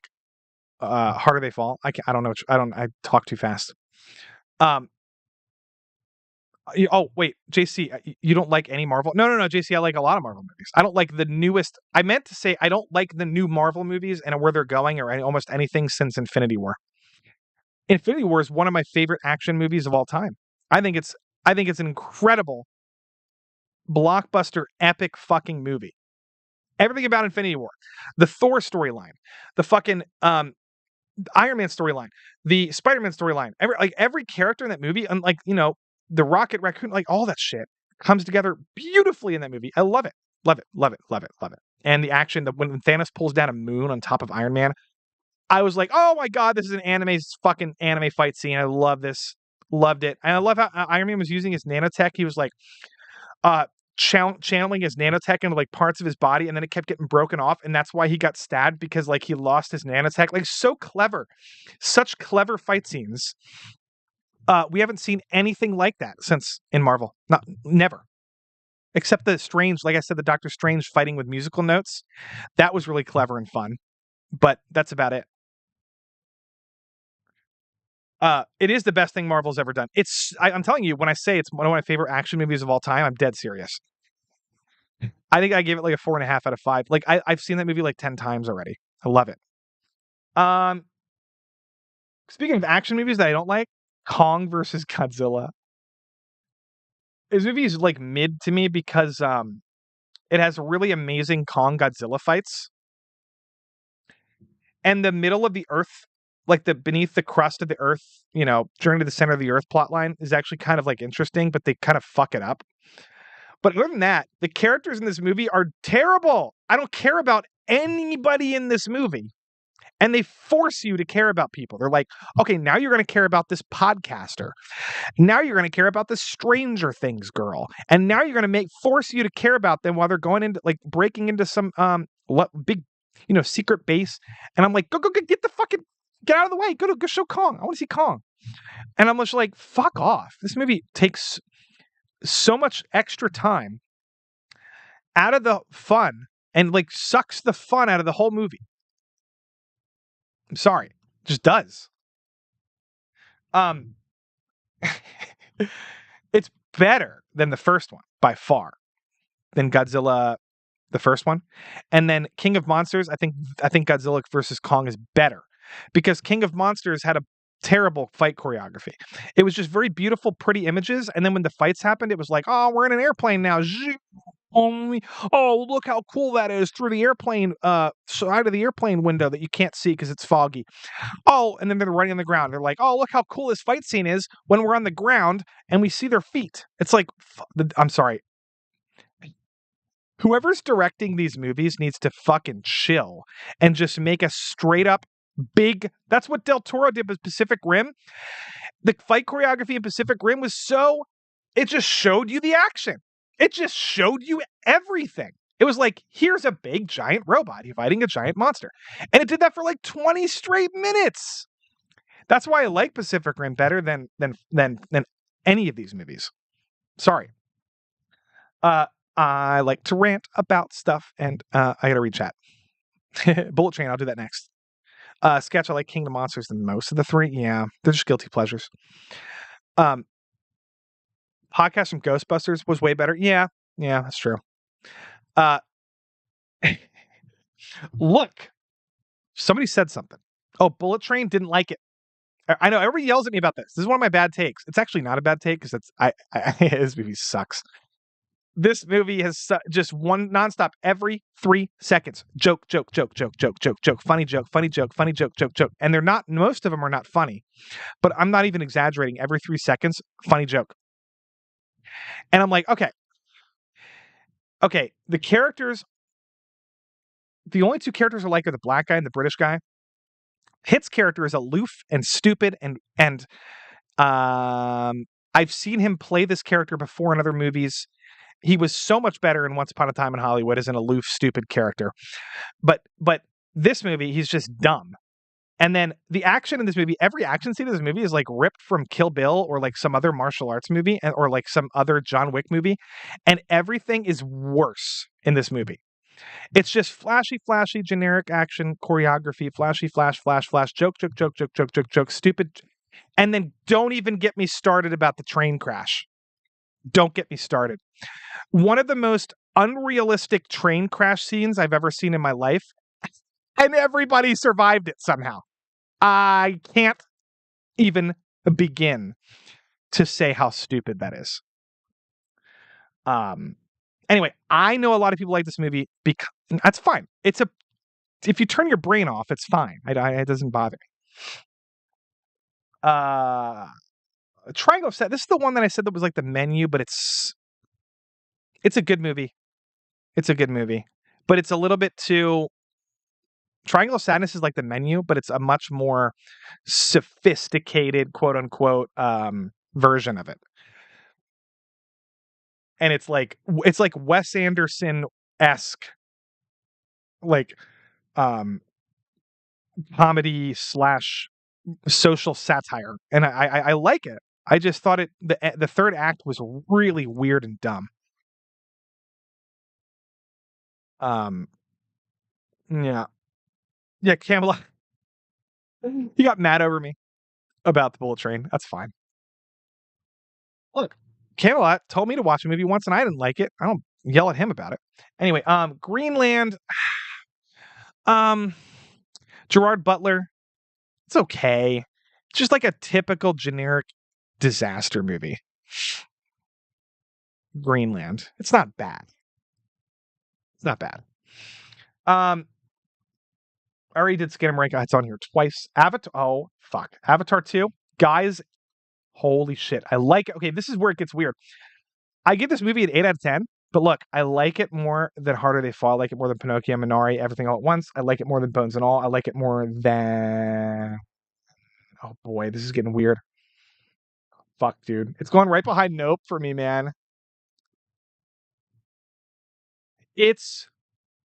The fact that I gave it an 8 out of 10 for me, when I think about this, I'm like, okay, the movie has significant issues with the plot that I think could make it way, way, way better. But the fact that this movie is so entertaining. Oh, hi, Corey. This movie made me like feel like a kid. Like this movie is so unbelievably entertaining that it's like it's like a scale, like a balance scale, where like the sheer visual excitement and action and world building and like beautiful atmospheric photography and everything about all of those things like outweighed the boring plot. Even though the plot actually was better than the first movie, I thought it was actually slightly more interesting because the family kind of stuff. That's why it's up here, dude. And I love this movie. I just think it has room to grow. It's definitely never going to be up here.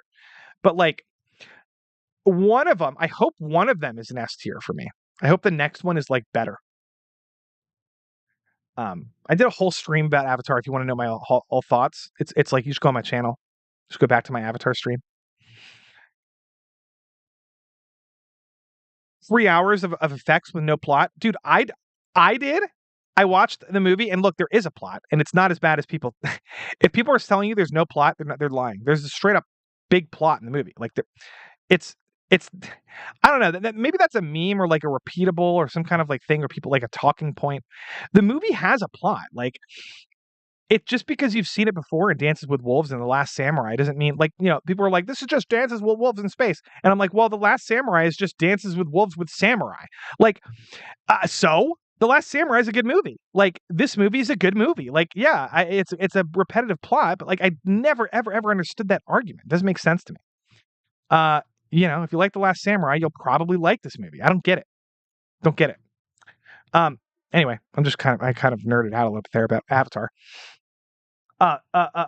What's this other one? Oh, okay. So, Top Gun Maverick I don't like it as much as Avatar. I just don't. Because I just don't. That's just my preference. But it's a really good movie. It's a little bit too derivative of the first one. Okay, I was like expecting it to be a way different, but it was like, okay, we're doing the same thing again. That's fine. The acting was just kind of meh to me. Besides Cruise, I don't care for Jennifer Connelly's character giving him shit and like kicking him out of the bar. That was such a dumb. I don't know. I don't care. I don't like that part. Um, Everything else though is great. The directing and the action and puts it way up ahead of the plot for me. It's very similar to how I feel about Avatar, except I think Avatar is way more technologically advanced and impressive than Top Gun. Not way more, but definitely more, in my opinion. But Top Gun's fantastic directing. Holy shit. Yep, did what it was supposed to do. It's exactly right. Bass player. I just don't like. I'm sorry. I think the plot is just people are like kind of because it's like because we have to talk about how this movie destroys Hollywood, and it's like, oh, don't make woke movies, just make movies like Top Gun. People are afraid to also at the same time criticize some of the plot, even though the plot is like, come on, everybody knows it's not the best plot. It's kind of just like the first one. The first one even had a slightly better plot. I thought it was a little bit more fun with the rivalry between him and Iceman. But you know what I mean? It's still a great movie. Drive My Car is a fucking beautiful movie. Japanese film. Very hard to describe. Oh, I put it so you can't even see where I'm at. Very hard to describe this movie. It's a drama about a couple that's going through problems with their marriage, and there's other things happening I don't want to spoil. He's a theater director. It's a straight up drama. But it's so beautiful, and I can't tell you why unless you just watch it. It's Hirokazu Koreeda, who's directed incredible movies, like Nobody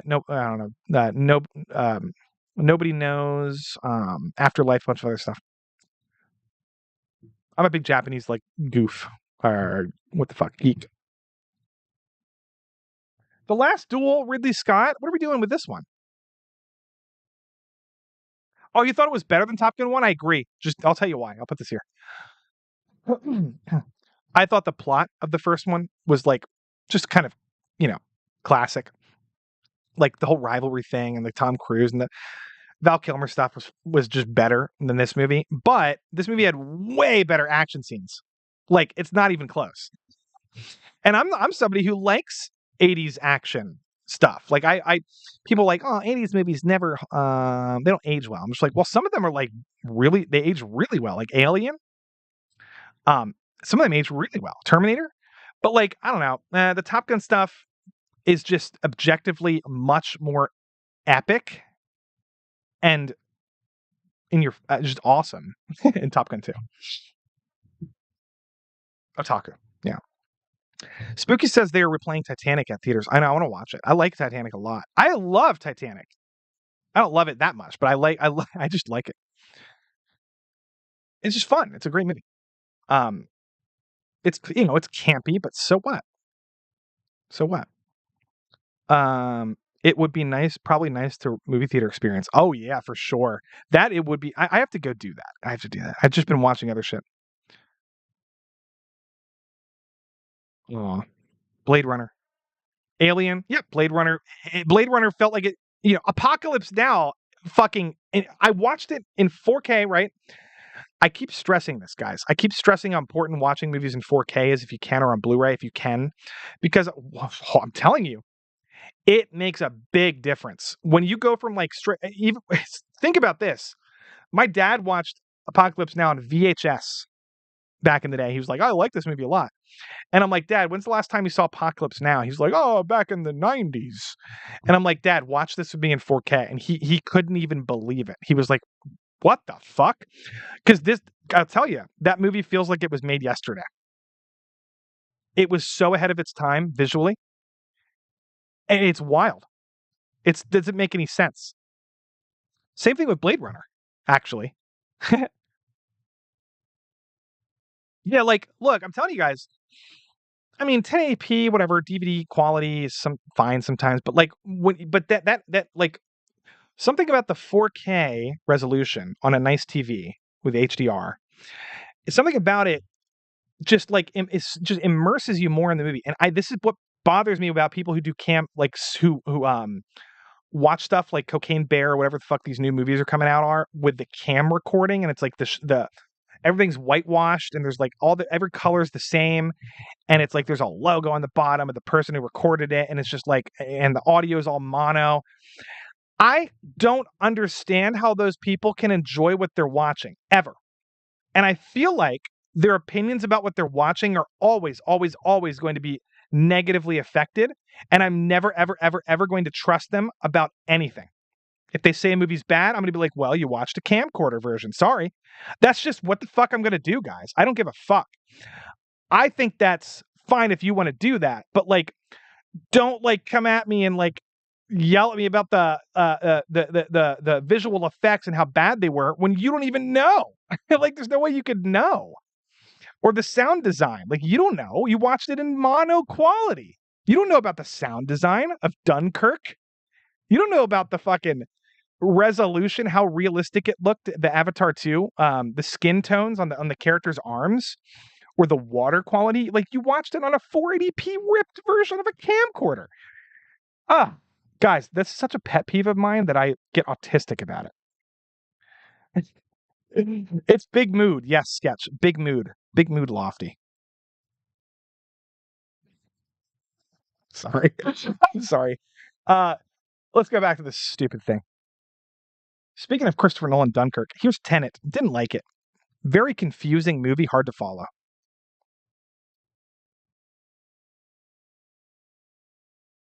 I don't even fucking know what the point of this movie was. I gotta watch it again. I remember listening to Quentin Tarantino talk about Tenet. He was just like, yeah, I saw it. Didn't really know what it was about, but I liked it.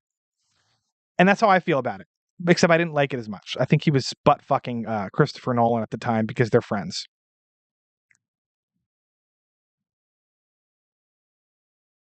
The Green Knight is such a good movie, guys. It's so brilliant. This movie is a very like folklore heavy like movie in that the themes and the symbology of the movie is so much more important than like the plot structure or the you know what I mean? This is like a poem. This is like Sir Gawain in the Green Knight, like visually, like if you told an AI to take the poem and turn it into a movie, that's what this is. Except it's it's not an AI. It's like it feels like it was made by a person. But that's what the Green Knight is. It's very poetic and visual and beautiful, and it's just gonna it will either appeal to you or it won't appeal to you. Okay, right? It's just either will or it won't. I love it. I think it's beautiful. Lofty it's visually amazing, but the Green Knight is not good. Oh, I disagree. I don't know what's bad about it. We'll have to talk about that someday. We'll have to talk about it. I was like just mesmerized the whole movie. I love that actor, by the way. Holy shit. Can't remember his name. Like Joka something. Whatever. I'm racist. In whatever. They're all, I don't know. Symbology. Symbolism. Yeah. Guys, I have had my third beer. Leave me alone. These are 9.5% alcohol. And it's called a Sour Monkey. I have these beers a lot. I love getting them. Sour Monkey beer, Victory Brewing Company. Okay, listen. Ready? We're getting down to some of these. Some of these are. Oh boy. I'm gonna throw Pearl up. I talked about it so much. I just love it. I think it's better than Nope and The Father. I think it's S tier. It's straight up S tier. God. My S tiers are slim, guys. I just think S tiers are reserved for like straight up master, like nothing wrong with the movie whatsoever. Perfect masterpiece. And I have a particular vibe with Pearl that maybe other people don't, and I don't know how to describe it, but I love it. Decision to Leave? Holy shit, this is almost a masterpiece, but it's not. It's up top A. Decision to Leave is the guy who directed Old Boy. It's probably his second best movie. Park Chan-wook's best movie is probably Old Boy. But I'm also taking into consideration my nostalgia for Oldboy, but this movie is it's like Alfred Hitchcock, but South Korean murder mystery thriller romance detective noir. Incredible movie. Go watch it. Where we at? Anyway, chat. Oh, sorry. If you have to go, that's fine. You can just finish up this part later. But I thank you everybody for sticking around. We still have 25 viewers. I was not expecting a lot of people watch this one. I love everybody. Victory Brewing is tasty. Yes, Alex. I want to finish this up soon, but yeah, stick around. Stick around. Just stick around. Don't leave. Fuck everybody else. Fuck the other streams. Fuck whatever you're about to do. Go play Hogwarts Legacy. Fuck it. Watch my tier list. Okay. I'm almost done. No Time to Die. I'm a little conflicted about this one. I'll tell you why. I'll tell you why in a second. I'm going to throw it in mid-C tier. I love the Aston Martin chase through, was it Slovakia? Or wherever the fuck that place was? Vesper's Grave. I loved that part. I liked the opening a lot. Even though Rami Malek sucked as the villain, hardcore sucked ass. I like Daniel Craig as an actor. I like him as Bond. That's just me. I know it's polarizing. I just really like him as Bond. But A, the villain sucked. B, the plot was convoluted and it just kept going in weird places. And the characters that were in this movie were just they're not as interesting as like the characters in Skyfall or like the side characters, or in some of the other movies. And then the ending was just a little underwhelming, even though everybody's like, this ending sucked. They killed Bond. Look, I don't care if they kill Bond in a standalone Bond universe. I don't personally care. I do kind of wish he got some sort of, I don't know. I wish there was a more dramatic, not dramatic because this was dramatic. I think this was a little bit too emotionally manipulative.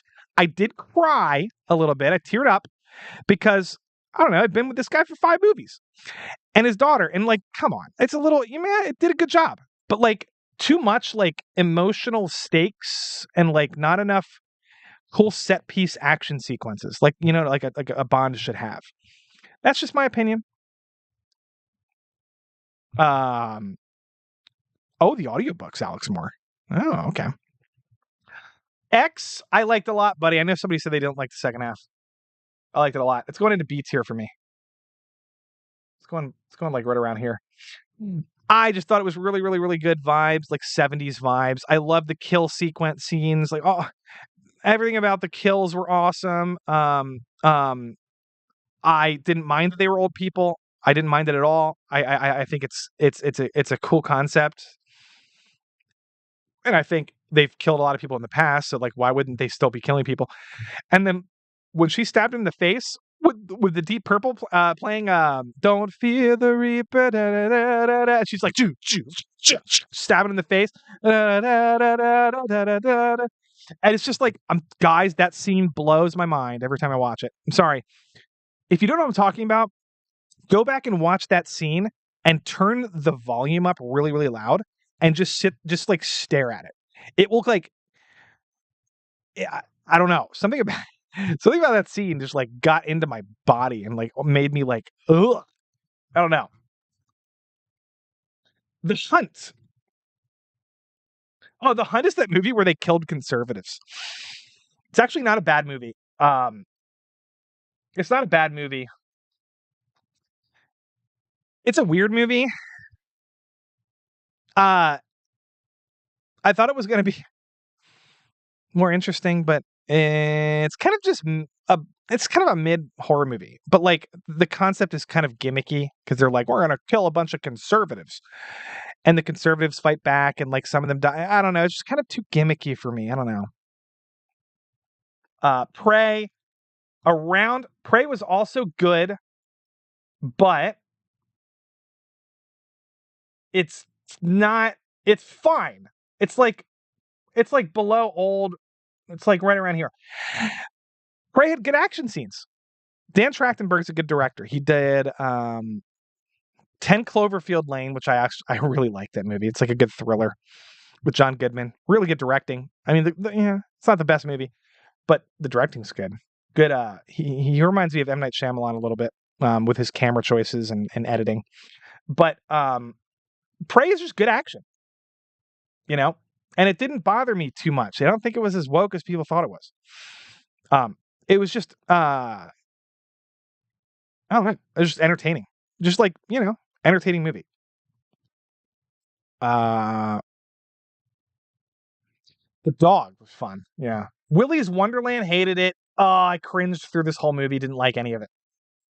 Didn't like any of it. It was like trying to be fucking Friday Nights at Freddy's, but like nothing about this movie's good. It's just like a dumb B movie. It's a dumb B movie. That's all it is. It's a dumb B Nicolas Cage movie where he's not even as good as he is in almost anything else he does. This is one of his worst movies, to be honest.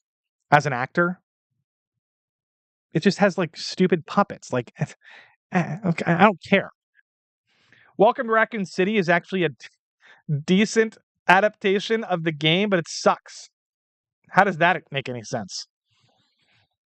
Visually, it's like it matches the first game. Like, it kind of fits the mansion as quality. Like filmmakers like did a good job of the aesthetic of the mansion, but they didn't go nearly as hard.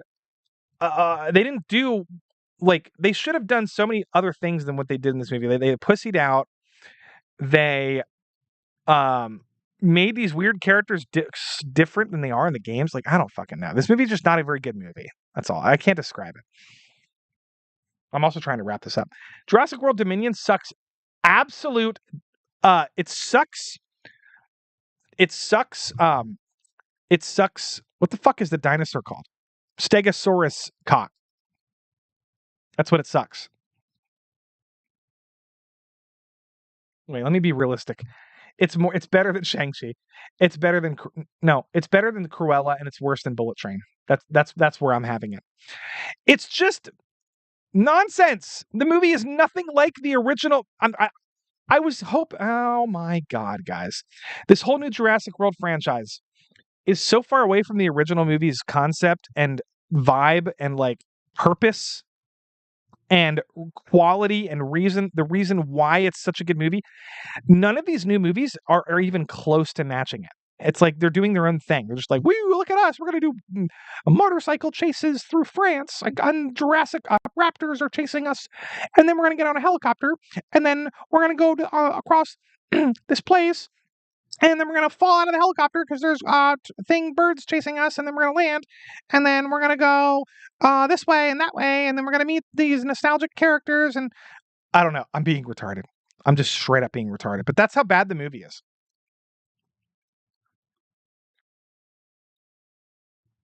The reason why I have it at top of D, I'll tell you why. I didn't mind the beginning when they were like kind of setting up the characters. I thought we were going to be invested in these people. And then they like made every character like the same. Like there's no stakes. There's just no stakes at all.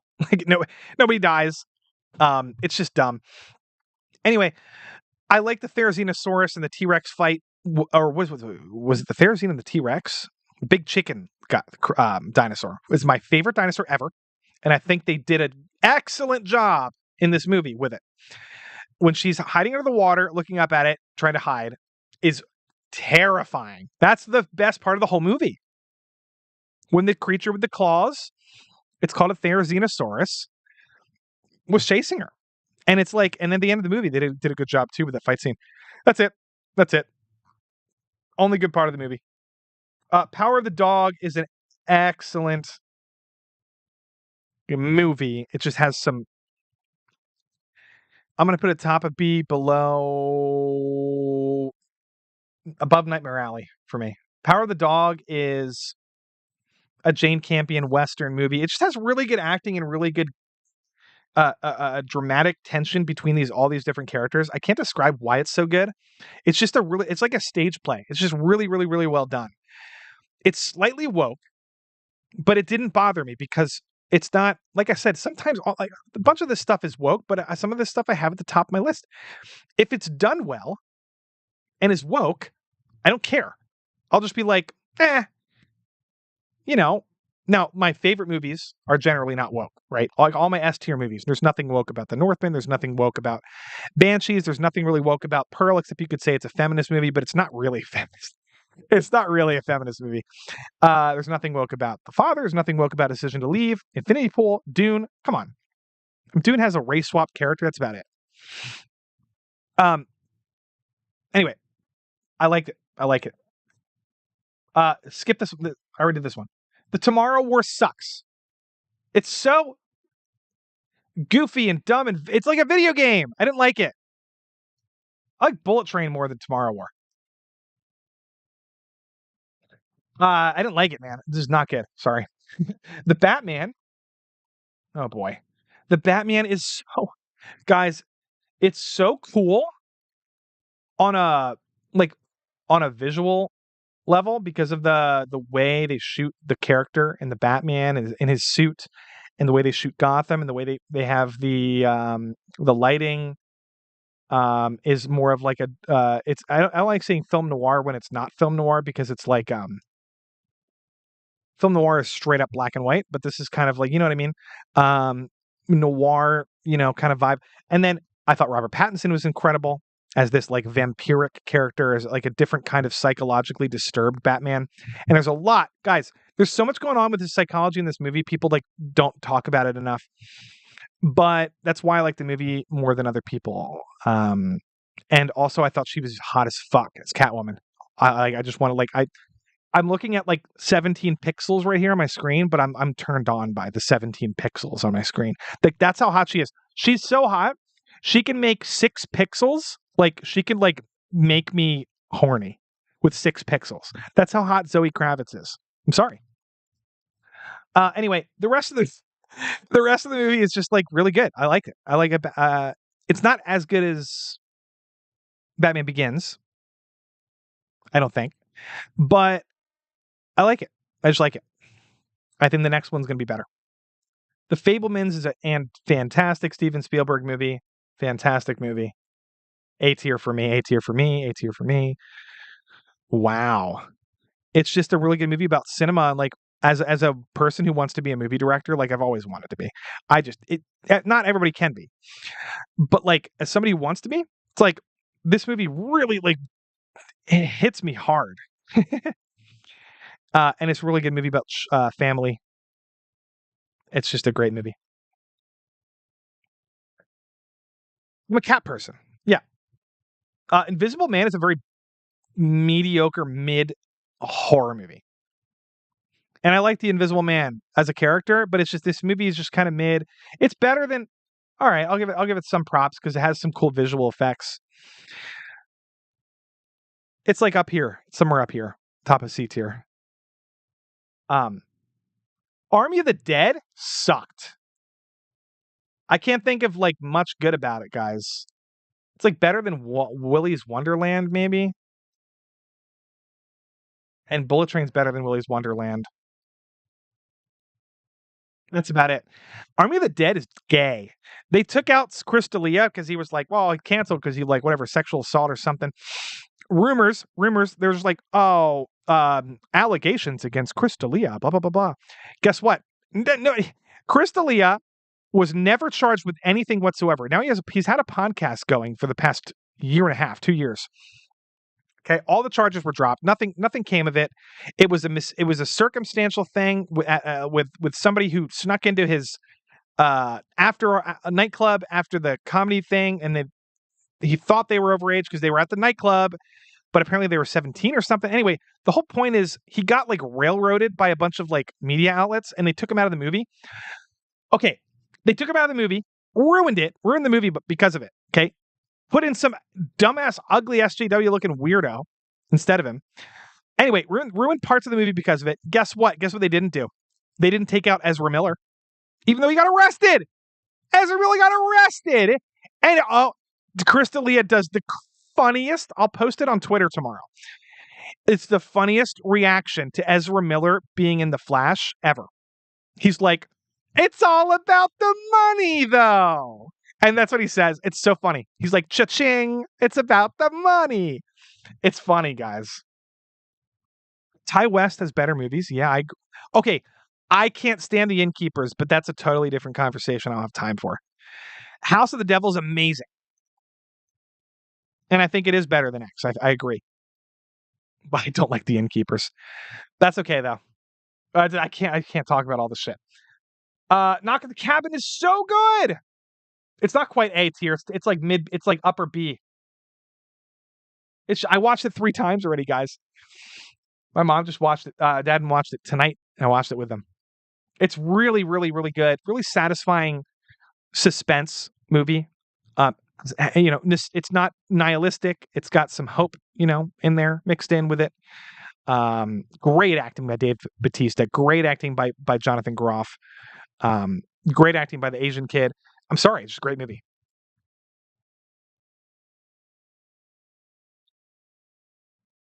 Last Night in Soho. Edgar Wright. Hot Fuzz. Shaun of the Dead. The World's End, and then this movie. This movie is like upper C tier for me. It's got visually incredible parts of the movie are like really cool visual. Like, I don't know how he made parts of this movie. Like, he goes back and forth in time a lot in this movie, and it's very clever with the camera. But the movie is it's a super woke movie. It's a super feminist, men are bad, men rape women, blah, blah, blah, blah, blah. It's just nonstop, kind of. And that part of that made the movie worse because it was super duper in your face. This is how I felt about it. The Innocents is The Innocents is like Let the Right One In. Another one of these kinds of movies. Incredible horror movie. It's going up into my A tier. Top right here, right above Drive My Car. The Innocents is a Swedish horror movie about kids who have superpowers and they don't know what the fuck to do with the superpowers, and the parents don't believe them. So the whole movie is like, well, it's very dark, very dark. Trust me, if you like Let the Right One In, watch The Innocents. It's a really good movie. It's really good, trust me. All right, a couple more. 2 more, because I already did Skinamarink. Leave it alone. I copied and pasted it for some reason. We talked about it. Evangelion is a masterpiece. Okay, now I'm going to put it at top of A because I have to watch it again because, oh man, I can't get into a whole conversation about Evangelion, but the animation is god tier animation. And some of the decisions they changed, some of the stuff they made differently about this, I'm not quite sure about. I need to rewatch the original series again and then revisit this and then figure it out. But I'm telling you, it's one of the most fucking visually beautiful, stunning, epic movies ever. I think Evangelion, guys, let me say this. I know Blaine doesn't like it. Let me say this. And is this crazy of me to say? 100 years from now, let me ask you, 100 years from now, what 3 movies or 2 or 1, whatever, do you think will be remembered and talked about? Let's say 500 years from now. What would you think would be? Now, not on this list, just anything ever. Here's okay. Can we say Lord of the Rings, Peter Jackson? Can that be on the list? I'll tell you why. The book's not going anywhere. The book's always going to be the best fantasy thing of all time. People, it's going to be like the Bible. Like, it's never going away. Okay. The movie is also never going away because, I'm sorry, it just has that kind of pop culture permanent effectiveness. So that's one of them for me. Another one I'm straight up telling you is Evangelion. I think 500 years from now, people are going to be like, anime was invented in 500 years ago, and one of the best of all time was Neon Genesis Evangelion, and people still talk about it today. It has affected the way we do space travel, and we have, you know what I mean? I'm telling you, it's going to be Evangelion.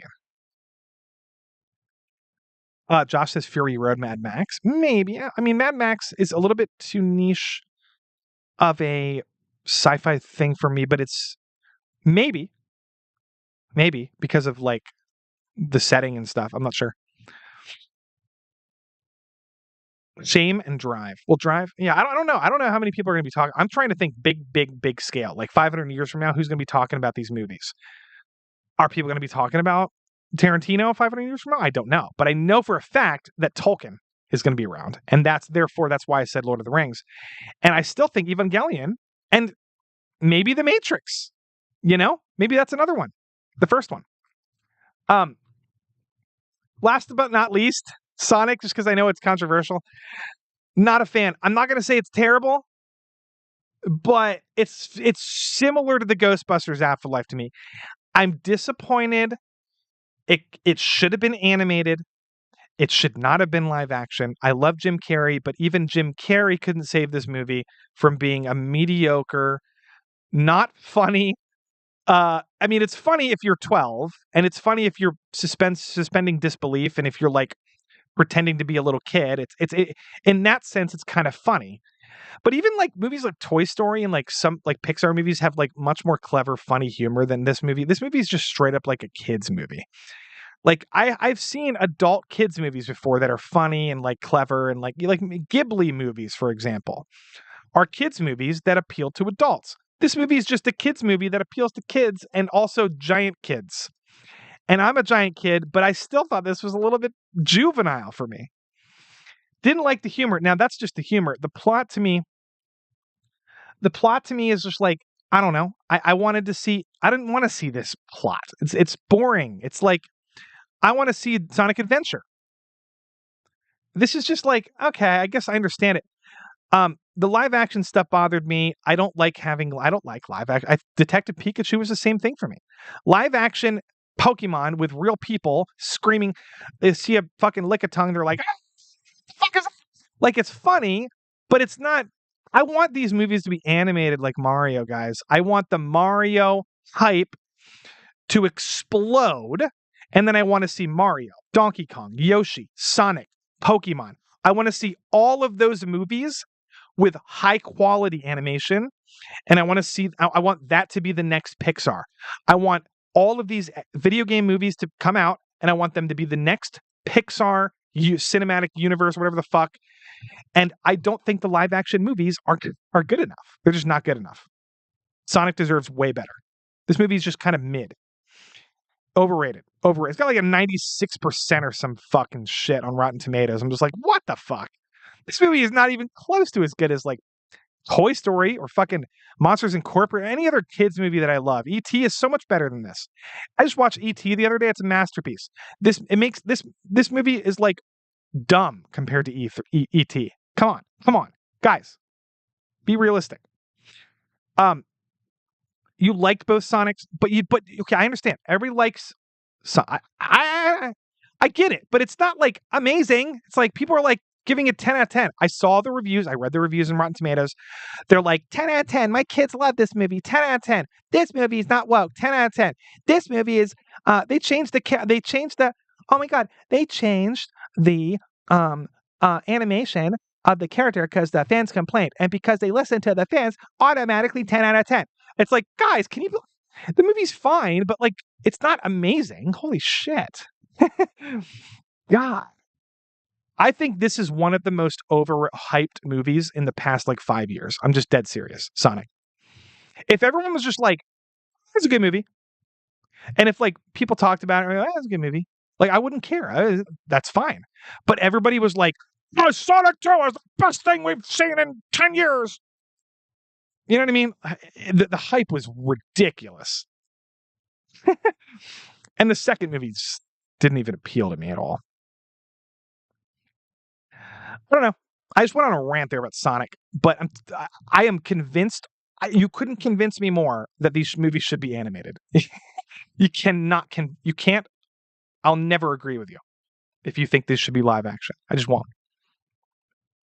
Oh, the list is done. Skinamarink I already have, but I'll put it up here again. Right next to the other Skinamarink. It's A tier.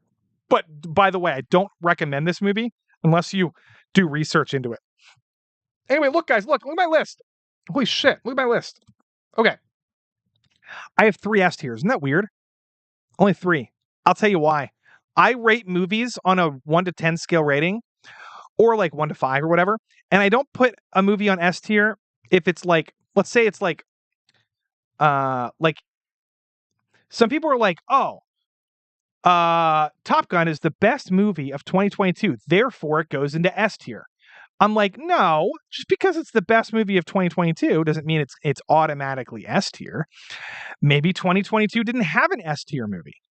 You know, I don't do, to me, S is like 5 out of 5 perfect movie. That's what S tier means. And some of these are 5 out of 5. Like, I don't know why I don't have somebody else in S tier. I would say there's some flaws about each of these A tier movies, but like they're so minor they don't even matter. I just don't think there's anything wrong with any of these 3 movies whatsoever. And then like, I don't know, maybe you guys disagree with like my bottom tier. I think I have a great F tier. Look at my F tier. Matrix Resurrections, Adam Project, Eternals, Thor, and Monster Hunter. Ew. If somebody forced you to watch one of all these movies, now Adam Project you might be able to like tolerate it. But like if somebody forced you to watch all these movies, would you like cringe? Like my asshole would just like squeeze into like a black hole if I had to watch these movies. Back to back to back to back. I would straight up swallow my tongue. I'm sorry. That was a terrible, terrible tier right here. These movies are just kind of poopy. But some of them, you guys might, for example, somebody here might like Glass Onion more than me. Somebody might like Megan more than me. That's fine. But like, I just had fun with this. And I feel like this is a good way. Guys, look at this. This is a good way for all of us. Fuck, my song's supposed to come back on. This is for Mega Man Legends. It's music. This is a good way for all of us to talk about movies we don't normally talk about. Because everybody's always talking about pop culture, right? Well, look, we had conversations about fucking Sputnik, which is a movie nobody talks about. We had conversations about 13 Lives. We talked about Minari, Stephen Yeun. We talked about Stephen Yeun for a bit. We talked about Christopher Nolan. Well, he gets talked about, but like we talked about, you know what I mean? I just like talking about shit that we don't normally talk about. And then tier lists are a great way of doing that. Even if you disagree with me, the whole point is just talking about these movies. You know, what's the latest anime you've been watching? I'm straight up spooky. I'm talking to you. I'm watching Vinland Saga, and that's it. I've been way more invested in video games like Hogwarts Legacy. Now I'm trying to get ready for Wild Hearts, which is a Monster Hunter type game. You know what I mean? And then before that, I had to beat some other fucking game. And then movies. I'm just binging movies. I'm binging TV shows. I like Vinland Saga Season 2. The problem is people think it's slow, but look, I've read the manga, and it's important that the season's slow. It's kind of important because it has to build these characters. And it's important to build the characters because shit happens. That's all I'm going to say. You know what I mean? Atomic Heart. Yeah, I kind of want to play Atomic Heart. I hear it's like a mid version of BioShock, but like, I don't know. I want to play like a survival game. It's been a while since I played one of those. I'm playing Subnautica again right now. It's fun. You know, I think Subnautica is fun. It just gets a little repetitive. I love it though.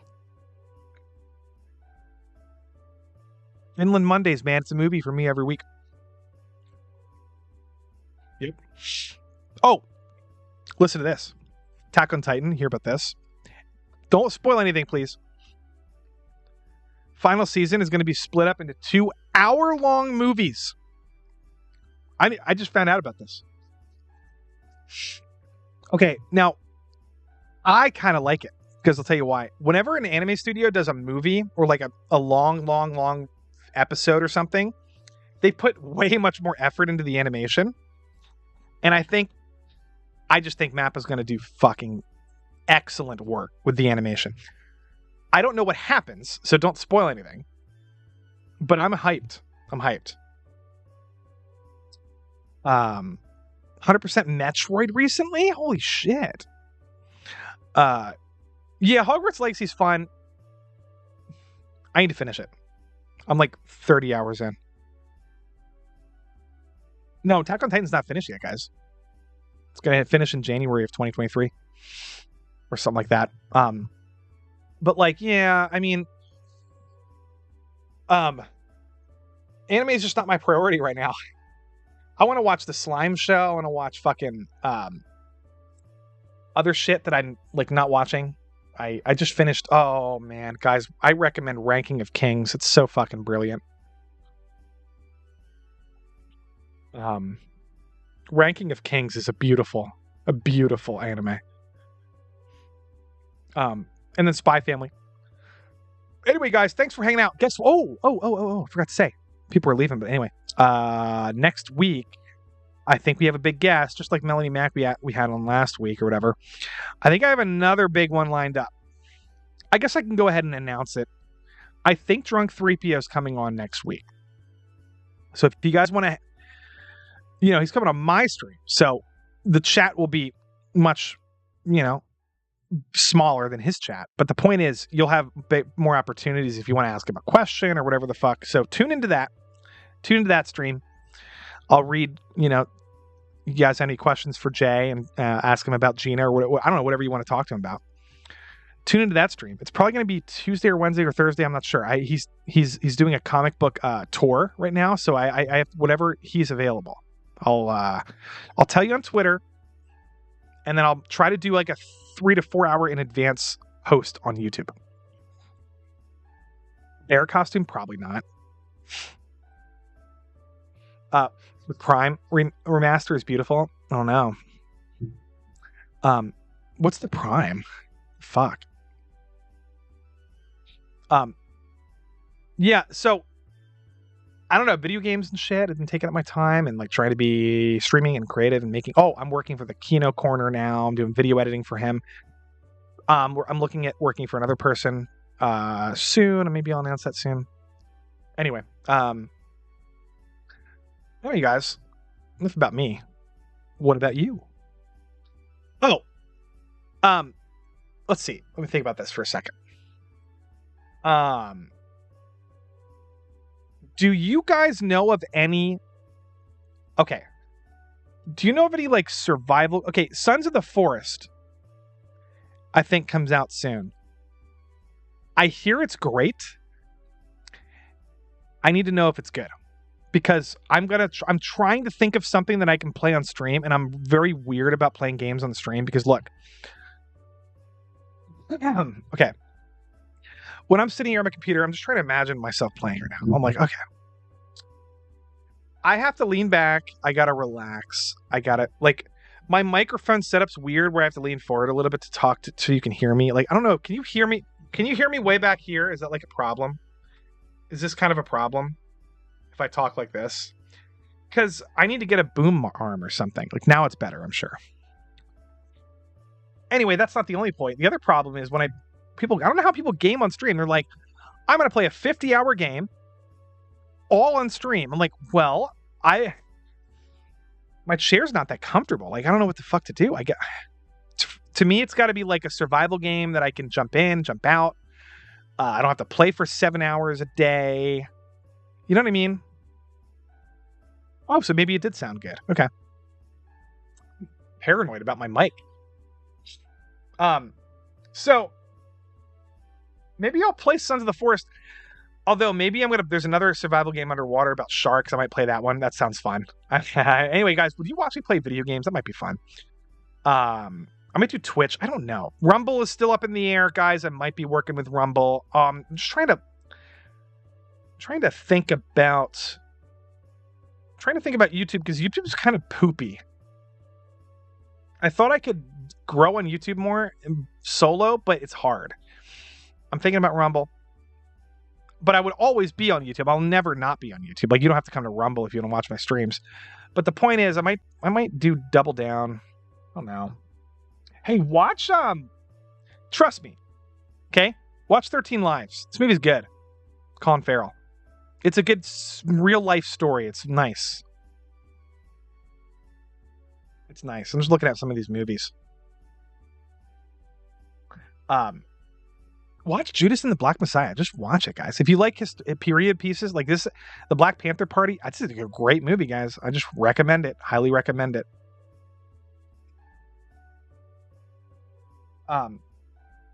Yeah. Anyway, Twitch. Yeah. Sons of the Forces isn't relaxing though. No. I don't care about that. I don't care about that as much. I do like to relax, so that's why, like, for example, if I pull up my Steam list. Hold on, let me figure this out. Oh, Steam's got an update. Fuck off. How do I fix this? Oh, just let it update. Okay. The point I'm trying to make is, when I'm doing a relaxing stream, I'll play one of these. Watch. Where the fuck is it? Hello? Steam, pop up. Pop up. Where's Steam, guys? Where'd it go? Anyway, I'll play like a city builder. Or I'll play like... Oh, here it is. Oh, thank God. Oh, that's my Xbox Xbox gamer tag. Back in the day. It's not anymore.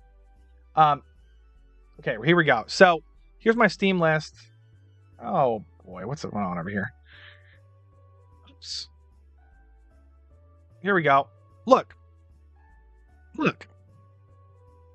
I got RimWorld, Stellaris, Frostpunk, Kingdoms Reborn, Jurassic World Evolution. Like, there's a lot of games on here that are super relaxing. Northgard, a lot of strategy games. Dune Spice Wars. Banished. That's a hard game. Project Zomboid, Ark, Anno, you know what I mean? Like city builder games, Valheim. Those are the kinds of games that are relaxing where I can play on stream. But then Ark and Sons of the Forest are kind of fucked up and scary and creepy. Well, Ark isn't creepy, but Ark can get kind of intense. I don't know. This is my Steam list. Civilization, I can't play that. I have to think too hard about that. I cannot play this on stream. I would have to think. I wouldn't be talking to you. I'd be like silent for a minute and a half straight thinking about strategies. Can't play Civilization 6 on stream. Don't know how people do it. Same with Warhammer 3. Fuck. Total War. Can't do that. I get anxiety, guys. I might play this. I might play The Isle, which is a dinosaur game, survival game. This is fun. I might play this with you guys. I might play Northgard. It's kind of a fun little Viking game. I can play this one. I might play Dune Spice Wars. When Dune Part 2 comes out, maybe I'll do a little Dune Spice Wars stream. You know what I mean? I don't know. Figure it out. Wandering Villages, I've always wanted to play. Show people, this game is straight up fun. You just play, you build a city on the back of this little wandering creature. And he just wanders around. Now he's sleeping. You build a little village on the back, and he wanders, and he goes through different climates. It's fun. It's very relaxing. I like these kinds of games, guys, a lot. The problem with all these games are in early access, and there's like no content. Anyway. All right, well, I'm going to get ready to go. Here's what I have to do tonight. I have to go watch The Whale with Brendan Fraser. My brother bought it. Somehow he got early access. I'm excited. Darren Aronofsky, Brendan Fraser. It's the one he's nominated for the Oscar for. So I'm hyped. I'm going to watch that in about 30 minutes. Hey, everybody watching, thank you for sticking around that was a long stream. I'm glad you find it entertaining to talk about movies. By the way, I do want to do video game tier lists because I know a lot of you guys are gamers. I want to talk about anime as well. So that'll be a different kind of entertainment, like tier list stream. We'll talk about video games someday. But maybe I won't do just tier lists. Maybe I'll do a nostalgic anime stream where we just talk about like Dreamcast and fucking N64 and fucking arcade. Maybe I'll have, somebody else on. Talk about stuff. Oh, the member stream. Keep a lookout for it when I open up membership to my YouTube channel. You don't have to, but just keep a lookout for it. I don't even know how that works. But I'm going to think about it because the member streams might be fun where I might be like inviting you guys on to have chats, like talk about nerd stuff or debate stuff or like fucking pitch ideas for stories or whatever we might get super creative, guys. I don't even know, but I want to do a members thing because I think that would be fun. Anyway, look at Scarlett Johansson. Look at this. Look at this. Am I raping her because she's sleeping? Is that how that works? Oops, sorry. Anyway, all right, boys. I'm gonna fuck this. I'm gonna cancel this stream before I get canceled. All right, bye, everybody. Bye, Spooky. Bye. Oh, hi, Power Greg. I gotta get back to you on DMs. Sorry about that. Subnautica's great. Dude, I'll play that on stream. Maybe that one can get a little kind of nightmarish. Sometimes I get a little scared, but that's okay. No, maybe I'll play it. Members game stream. Ooh, Valheim or Minecraft. I like Minecraft a lot. Oh God, guys, I built the fucking best ever mansion in Minecraft. I'll show you someday. Don't worry about it. Bye, Josh. Bye, Bass Player. Bye, Andy. Bye. Bye, Random Waffle. Good night, Soft Serve. Good night, everybody. Even the people who don't chat. I love you too. Good night. Dun, dun, dun. Dun, dun, dun, dun, dun, dun. I was singing the song. That's from Mega Man Legends.